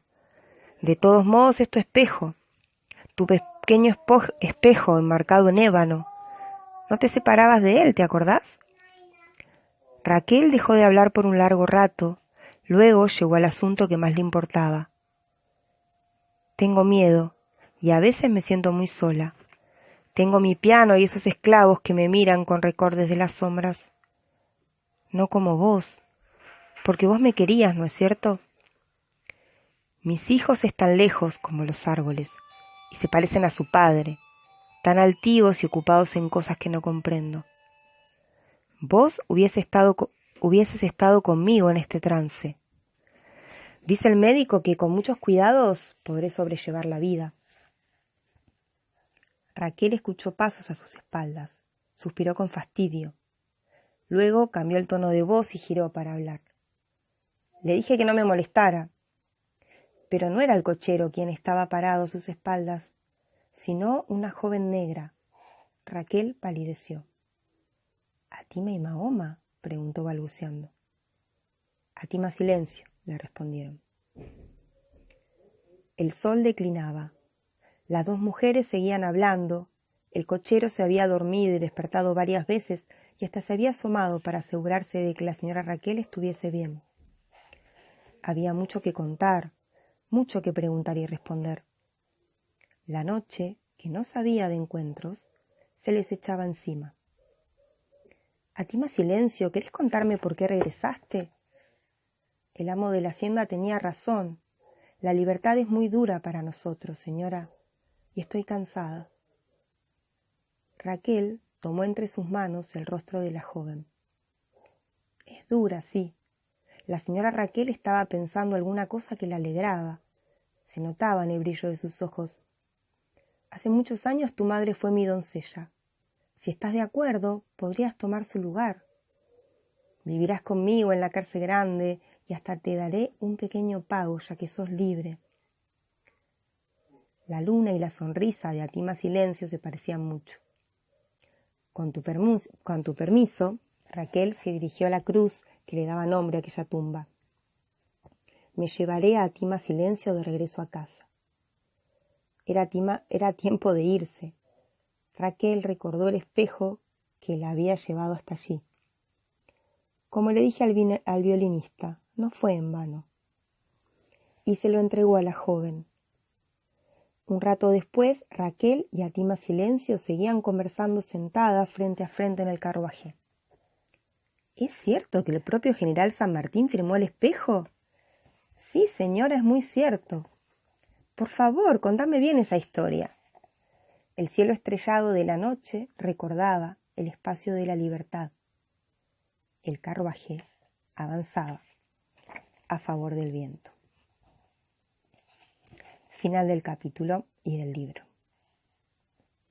Igual que sus dueños, el pequeño espejo enmarcado en ébano avanzaba lentamente hacia la libertad, porque los espejos reflejan la historia de su tiempo, y a veces, como los cristales curvos, la ensanchan, la adelgazan, la distorsionan.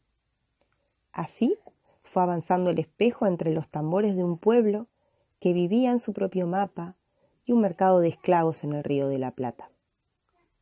Entre la ruina de un hacendado y ciertas palabras al revés, entre una fuga malograda y un ejército en pie de guerra, entre Cancha Rayada y Madrid, entre Madrid y una dama enferma.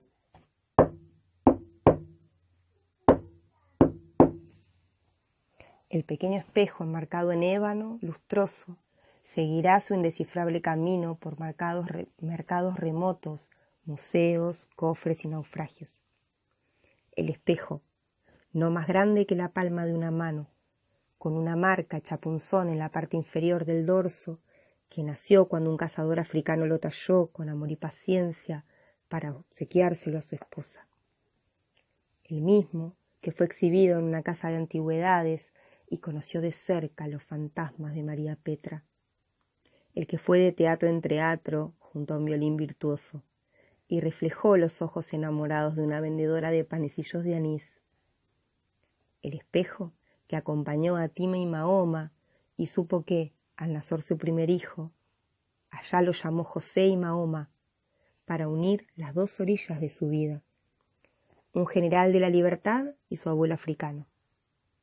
De un destino a otro seguirá andando el espejo, o habrá que decir que de un espejo a otro sigue andando el destino.